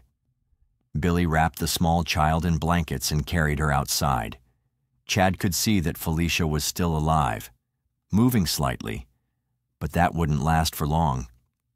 Billy, without any hesitation, placed the girl into the trunk of the car, taping her hands and mouth shut to ensure she couldn't escape or cry out. As they were about to drive away from the Elliott home, something caught Billy's eye. He looked out the window and saw movement across the yard. It was Lisa Elliott, still alive, crawling across the lawn. Billy didn't think twice. He got out of the car and, without mercy, ended her life. Once Lisa was no longer a threat, Billy returned to the car, and the two men left the property, seemingly unfazed by the carnage they had left behind. However, the horror didn't end there. Chad later claimed that Felicia Elliott was kept alive for 2 more days, 2 agonizing days. She was locked in a trash can inside the garage where the temperature soared well above 100 degrees. The poor little girl endured unspeakable horrors during those days, and Chad claimed that at one point Billy uttered a chilling phrase, "All good things must come to an end." It was then that Felicia's life would be tragically snuffed out. Billy, with no hint of remorse, drove her to a creek about half a mile from their home. There, he forced her head under water, holding her down until she could no longer fight for her life. To finish the horrific act, he slashed her throat, ending her life on the night of August 1st, 1998. The investigation and legal proceedings would drag on for years, but justice seemed to finally be within reach. In the year 2004, both Billy and Chad Green were convicted of the murders. Billy was sentenced to the death penalty for his role in the brutal killings, while Chad, who had cooperated with authorities and provided critical information about the murders, received a plea deal and was sentenced to 40 years in prison. However, just when it seemed like the case had been resolved, an unexpected turn of events occurred. In the year 2006, the Arkansas Supreme Court made a shocking decision to overturn Billy's conviction. The reason? A significant legal error. A key witness for the prosecution had testified that she believed Billy was responsible for the death of her nephew and claimed she was terrified of him. But her testimony was based on an unrelated event entirely, and the court ruled that this should not have been allowed. This was seen as a serious breach of legal protocol, and as a result, Billy's conviction was thrown out. A new trial was ordered, throwing the case back into the public eye. In the second trial, which took place in May of 2012, Chad refused to testify against his father. This refusal to cooperate effectively voided his original plea deal, and he would need to be resentenced. One of the most pivotal moments came from a witness who had once been Billy's cellmate in the Arkansas Department of Corrections. This inmate, who was housed with Billy at the Federal Correctional Institute in Fort Worth in 2008, would provide crucial testimony that would ultimately shed more light on the chilling events leading up to the murders. On May 3rd, the inmate testified about what Billy had confided in him while they were in prison together. According to the inmate, Billy revealed that his son, Chad, had hurt Felicia on multiple occasions prior to the murders. The young girl, too afraid to stay silent, had allegedly told her father, Carl Elliott, about the abuse. Billy's response was chilling. He claimed that Felicia's father had been planning to take the information to the sheriff. Billy said this is why Chad had gone to the Elliott home in the first place, to stop Carl from going to the authorities. Billy explained that, in a fit of rage and desperation, Chad decided to lure Carl to the 11-Point River, where he shot him. But the violence didn't stop there. Billy said that once Chad returned to the house, he killed the remaining members of the Elliott family, sparing no one. The inmate testified that Chad stabbed Lisa Elliott with a knife before taking Felicia. Billy also claimed that Felicia's final words were a heartbreaking plea, quote, "Please don't hurt me." But the revelations didn't stop with the inmate's testimony. As the retrial unfolded, Billy Green, in a stunning twist, turned the tables and testified against his own son, Chad. During the trial, Billy recounted a conversation he had with Chad days after the slayings. The two were driving back to their home in Warm Springs from a convenience store when Billy asked Chad if he had killed the Elliott family. Chad, with tears streaming down his face, admitted to the murders. He explained that on the night of the killings, he had driven to the 11-Point River, but his truck broke down. After walking to Carl's house to ask for help, the situation quickly escalated. According to Billy's testimony, Chad said that an argument had broken out between him and Carl, and during the struggle, Chad had shoved a gun in Carl's face. The gun went off, and Carl was killed instantly. Afterward, Chad rolled Carl's body into the river and returned to the Elliott house to finish what he had started. He murdered Lisa and Gregory Elliott before taking Felicia, wrapping her in a rug, and placing her in the trunk of the car. But the horror didn't end there. Billy claimed that after they had driven away, Chad carried the little girl through a wooded area and into a creek that had flooded during a storm. In the darkness, he murdered Felicia as well. Billy explained that he hadn't originally disclosed his son's confession in 1998 because he feared Chad would be convicted and sentenced to death. But as the investigation unfolded, it became clear that there was no concrete evidence to pin the murders solely on one person. Investigators had no reliable witnesses, and the DNA evidence was inconclusive, making it impossible to charge just one of the Greens. In the end, Chad Green was sentenced to 4 life sentences in prison for the murders of Carl, Lisa, Gregory, and Felicia Elliott. On top of that, he received an additional 40 years for kidnapping Felicia. In an unrelated case, Chad was also convicted of assaulting 2 young girls and received another 56 years for those crimes. As it turned out, Chad Green had a deeply disturbing reputation within his community. He was known to have a history of being a pedo, making the theory that he had sexually assaulted Felicia prior to the murders all the more chilling. The possibility that Felicia had confided in her father, Carl, about the abuse, and that Carl had been planning to go to the sheriff, painted a dark and twisted picture of the motivations behind the murders. This explains why Chad decided to eliminate everyone. Billy Green, too, could not escape the consequences of his involvement in these horrific acts. He was sentenced to 4 life sentences for the murders of Carl, Lisa, Gregory, and Felicia Elliott. On top of that, he received an additional 40 years for his role in the kidnapping of Felicia. However, due to the circumstantial nature of the case, with no solid physical evidence directly linking him to the killings, the death penalty was taken off the table. The lack of irrefutable evidence meant that Billy would spend the rest of his life behind bars, but the justice system could not offer the finality that many hoped for. Today, both Billy and Chad Green are serving their life sentences at the Arkansas Department of Corrections, where they will remain for the rest of their lives. The tragic Elliott family was laid to rest together at the Gravesville Cemetery in Dalton, Arkansas, their lives forever cut short by the brutal actions of 2 men. As much as this case was full of confusion, twists, and finger-pointing, one thing is clear. Both Billy and Chad played significant roles in the horrifying deaths of the Elliott family.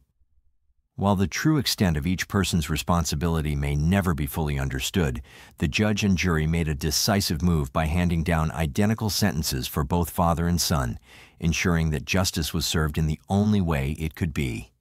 But now I want to know what you think. Do you believe the right people were convicted, or do you think there's more to the story that hasn't come to light? Was the sentencing too harsh or just right? Do you think we'll ever truly know the whole truth about what went down that night? I'm dying to hear your opinions on this, so let's get the conversation going in the comments below. The Bluestone family had it all: a respected father who served as a police officer, a radiant mother named Jill, and 4 beautiful children. Tucked away in a quiet neighborhood in Gravesend, Kent, they seemed like the kind of family everyone admired. But if there's one thing we've learned from true crime, it's that what you see on the outside can be a complete lie. Because hidden behind the walls of that tidy home was a terrifying truth, one that would only come to light when 7-year-old Jessica Bluestone ran to a neighbor, screaming that her father was trying to hurt her. And trust me, this is the kind of case that will stick with you for days, gnawing at you, leaving you with one chilling thought. What kind of father could do something like this to his own family? To truly understand how things spiraled so dark, let's first dive into the life of the man at the center of it all, the patriarch Carl Bluestone. Carl was 36 at the time of the tragic events, and let me tell you, he wasn't some rookie cop. He was an experienced, seasoned police officer with the Rural Support Tactical Team of the Kent Police Force in England.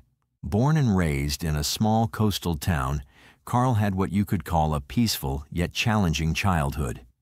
His dad worked as a mechanic, and his mom was a primary school teacher. From a young age, Carl was known for his strong character and his sense of responsibility. He wasn't just a bystander in his community. He was involved, regularly volunteering for causes like supporting orphanages and taking part in local environmental cleanup campaigns. The kid was all about action. As a young man, Carl became obsessed with stories of justice and bravery, those heroic police officers you see in movies and read about in books.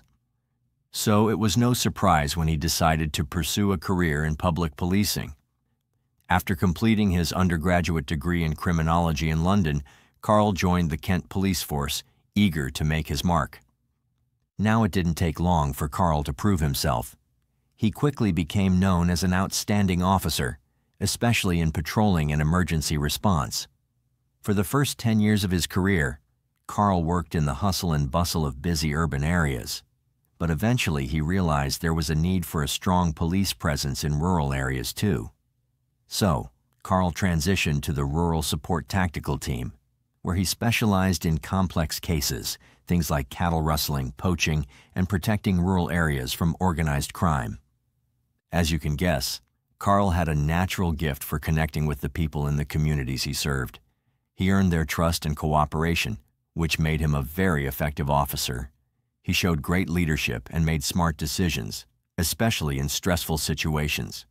One of his biggest cases involved leading his team to take down a group involved in poaching rare animals, helping bring more than 10 people to justice. For Carl, being a police officer wasn't just a job. It was his way of standing up for what he believed in and protecting what mattered most to him. And of course, at some point, he must have thought, if I can protect an entire community, why not start building my own family? That thought slowly became a reality. In 1993, Carl's life took another significant turn when he met Jill at a social party in Kent. Jill, at 31, was a successful administrative officer at Basildon Council. With her intelligence, independence, and solid career, Jill was the kind of woman who naturally attracted attention. But it was Carl, with his calm demeanor and engaging conversational style, who really caught her eye. Carl, for his part, was immediately impressed by Jill's sharpness and strong sense of independence. She was the kind of woman who seemed to have everything together in life. It didn't take long before they started dating, and through their regular meetings, evening walks by the sea, and weekend trips, their bond deepened. By 1994, just a year after they met, they decided to tie the knot when Jill became pregnant with their first child. The wedding was simple, yet deeply meaningful.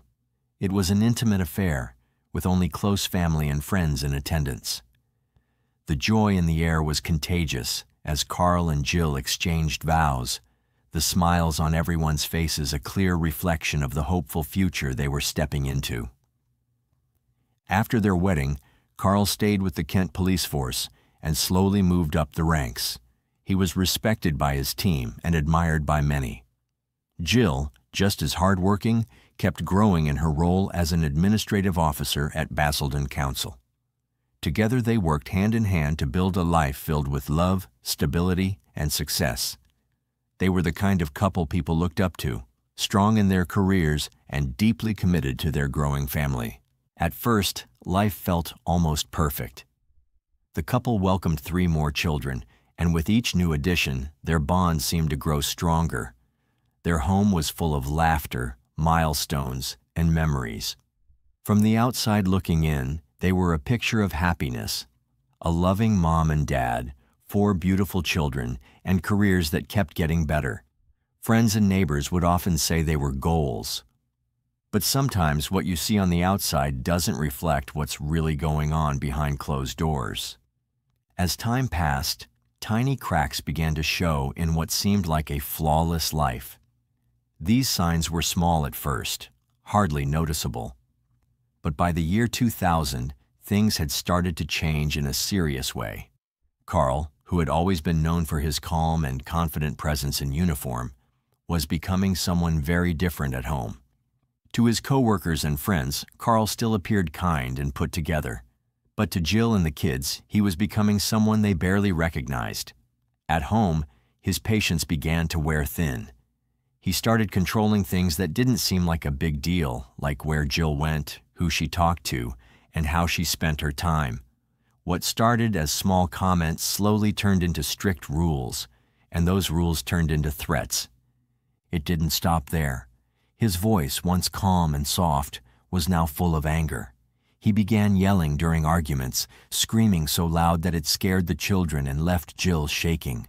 Then came the violence. One night, while Jill was pregnant with their 4th child, they had an argument that got out of control. Carl exploded in anger and struck her, hard, hitting her shoulder and chest. She was left bruised, shocked, and afraid. That was the moment everything changed. From then on, the violence became part of their daily life. The man who had once protected communities was now the one they needed protection from. Carl's temper only grew worse. He would wave a knife in front of Jill, his hands trembling with rage, warning her not to test him. When things didn't go his way, he would throw objects, sometimes even in the direction of the children, just to scare them into silence. If Jill ever tried to leave the house during an argument, Carl would lock the doors, trapping her inside. The happy home they had built slowly turned into a place of fear. Jill, once full of confidence and joy, became quiet and cautious, always on edge. The children, too, learned to tiptoe around their father, hoping not to set him off. What once looked like a dream life from the outside had become a nightmare no one saw coming.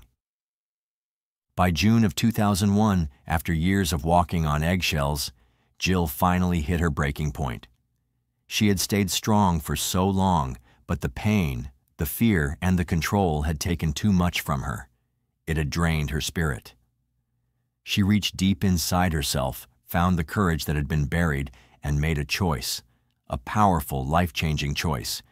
She told Carl she wanted a divorce, but instead of listening, instead of understanding that he had gone too far, Carl completely lost control. His ego, already bruised by years of clinging to power through violence, couldn't take the idea of losing her. His rage exploded. He attacked Jill again, but this time it was worse, much worse. He wrapped his hands around her neck and began to choke her. Jill couldn't even fight back. She passed out right there in their home. It could have ended her life. Thankfully, a neighbor heard the commotion and stepped in just in time. If it weren't for that brave soul, Jill might not have made it out alive. Now, some people might ask, why didn't Jill report him sooner? Why didn't she press charges or just leave before things got so bad? And those are fair questions. When we look at situations like this from the outside, it can be hard to understand why someone would stay. But once you hear the full story, you'll see that it's never that simple. And after you do, don't forget to share your thoughts in the comments too. Your voice matters. The truth is, when you're married to someone who hurts you, it's not just a matter of packing up and walking away. It's about surviving. Every single day becomes a careful balancing act, trying not to say the wrong thing, trying not to trigger another outburst. You learn to live in fear, and that fear controls everything you do. Asking for a divorce nearly cost Jill her life. So imagine what she feared might happen if she called the police or filed for a restraining order? What if Carl came after her with more fury? What if the system didn't protect her? These weren't just what ifs. They were real possibilities that she had to think about every day. And let's not forget, Carl wasn't just hurting Jill. He was hurting their kids too. Every time he screamed, every time he broke something, every time he threatened their mom, they were watching. They were learning to be afraid. Jill knew that one wrong move could put all of them in even more danger. Escaping wasn't just brave. It took strength in every possible way, emotionally, mentally, spiritually, and physically. However, on the 25th of August, 2001, Jill finally sat down with Carl and explained her plans.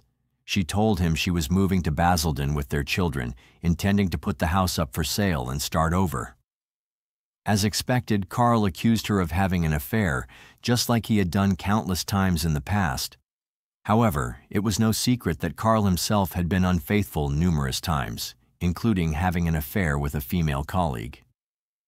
Jill had even confronted this woman over the phone about it. Jill had also confided in her sister-in-law, Caroline, revealing that Carl's infidelity had pushed her into an affair with one of her own colleagues. This was a secret Jill had been carrying for a while, but now the truth was out.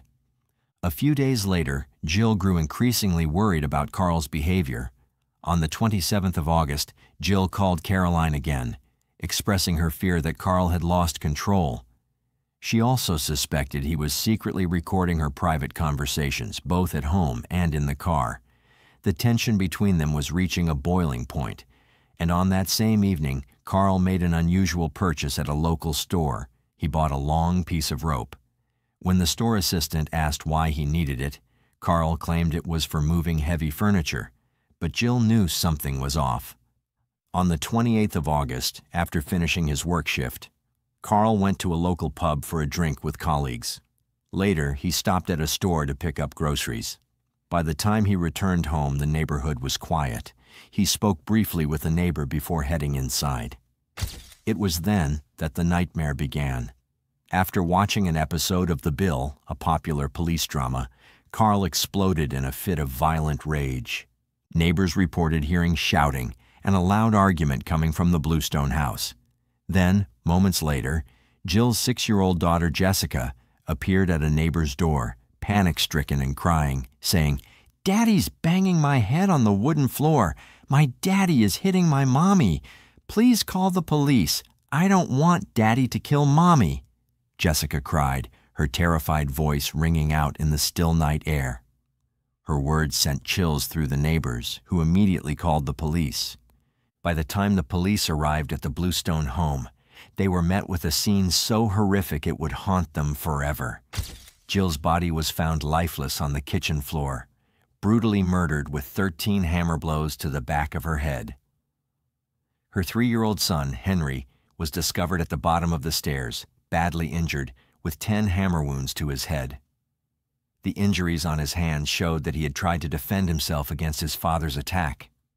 Baby Chandler, just 18 months old, was found in his crib, suffering from 6 blows to his forehead. Despite being rushed to the hospital, Chandler's injuries were too severe, and he tragically died. Jill's 7-year-old son, Jack, was discovered alive, but severely injured. He was curled up in a fetal position on the bottom bunk of his bed. Jack was quickly brought to the hospital, along with his younger sister, Jessica, who had bravely run for help. When paramedics reached Jessica, she was in a state of shock, repeatedly saying, "I can't get Mommy out of my mind," her words filled with grief and terror. Both children were rushed to the hospital, with Jack in critical condition. Meanwhile, neighbors had reported hearing strange noises coming from the garage. When police entered with flashlights, they found Carl hanging from a beam inside the garage. It was clear that Carl had taken his own life, a tragic end to a horrifying act of violence. Carl's death meant that he would never stand trial for the brutal murders of his wife and children, but an inquest was held to investigate the events leading up to that night. The inquest revealed disturbing details that raised questions about how the situation had been handled by the authorities. Jill had reported 4 separate incidents of domestic violence to the police, yet no action had been taken. In the first incident, Jill contacted the police after Carl had physically assaulted her during an argument. She had visible bruises on her arms and told officers that Carl had pinned her to the wall. She also mentioned that this wasn't the first time he had hurt her, but it was the first time she felt brave enough to make a formal report. However, instead of taking action, the officers noted it as a domestic disagreement and left the scene without arresting Carl or even issuing a warning. No follow-up was made. The second report came a few months later. This time, Carl had thrown a heavy household object, some sources say it was a chair, at Jill in front of one of their children. The child had been terrified and screaming, but again, when Jill called the police, the officers did not make an arrest. She told them she feared the violence would get worse, but the incident was again downplayed. Though it was more serious than the first, officers allegedly advised Jill to give it time or seek counseling. No protective measures were taken. The third and fourth incidents were the most serious. On both occasions, Jill had made formal complaints and even provided photographic evidence of her injuries, as well as statements from neighbors who had heard or witnessed Carl shouting, throwing things, and threatening Jill. In one instance, a neighbor told officers that they had seen Carl dragging Jill by her hair into the house. The police actually acknowledged the seriousness of these cases and forwarded them to the Crown Prosecution Service, which is responsible for deciding whether charges should be brought in criminal cases. But even though 2 full case files were submitted to the CPS, no charges were filed. The reasoning? It was claimed that there was insufficient evidence, or that Jill might not be a reliable witness because she had once briefly returned to Carl after an incident. No one seemed to consider that victims of abuse often feel trapped or manipulated and may stay out of fear or financial dependence. Even more frustrating was the fact that, despite having 4 reports on file and 2 investigations that reached the CPS, no restraining order was issued, no social worker was assigned, and no safety plan was put in place. The police failed to treat Jill's situation as a high-risk domestic violence case, even though it clearly was. She was never offered a referral to a women's shelter, and Carl was never required to attend anger management or counseling. Domestic violence advocacy groups were quick to condemn the police for failing to take the necessary actions to protect Jill and her children. The groups argued that if Carl had received counseling or proper intervention, this horrific event might have been avoided. They also highlighted that Jill and her children had been failed by the very system that was meant to protect them. The inquest concluded that Carl Bluestone's behavior had gone unchecked, and the tragic events that unfolded could have been prevented with the right support and intervention. Time and time again, we see stories like this, where the signs were there, but the system failed to act. But this time, it feels even more tragic. Because Jill didn't just have to fight her abuser. She had to fight the very system that was supposed to protect her. And in the end, that system let her down. So now I ask you, if you were in Jill's shoes, what would you have done? When the person hurting you wears a badge and no one listens, what then? It's a hard question, but one we should all think about, because stories like this are still happening today. Share your thoughts in the comments below. If you've made it this far, be sure to check out this next video. I think you'll enjoy it. Thank you once again for watching.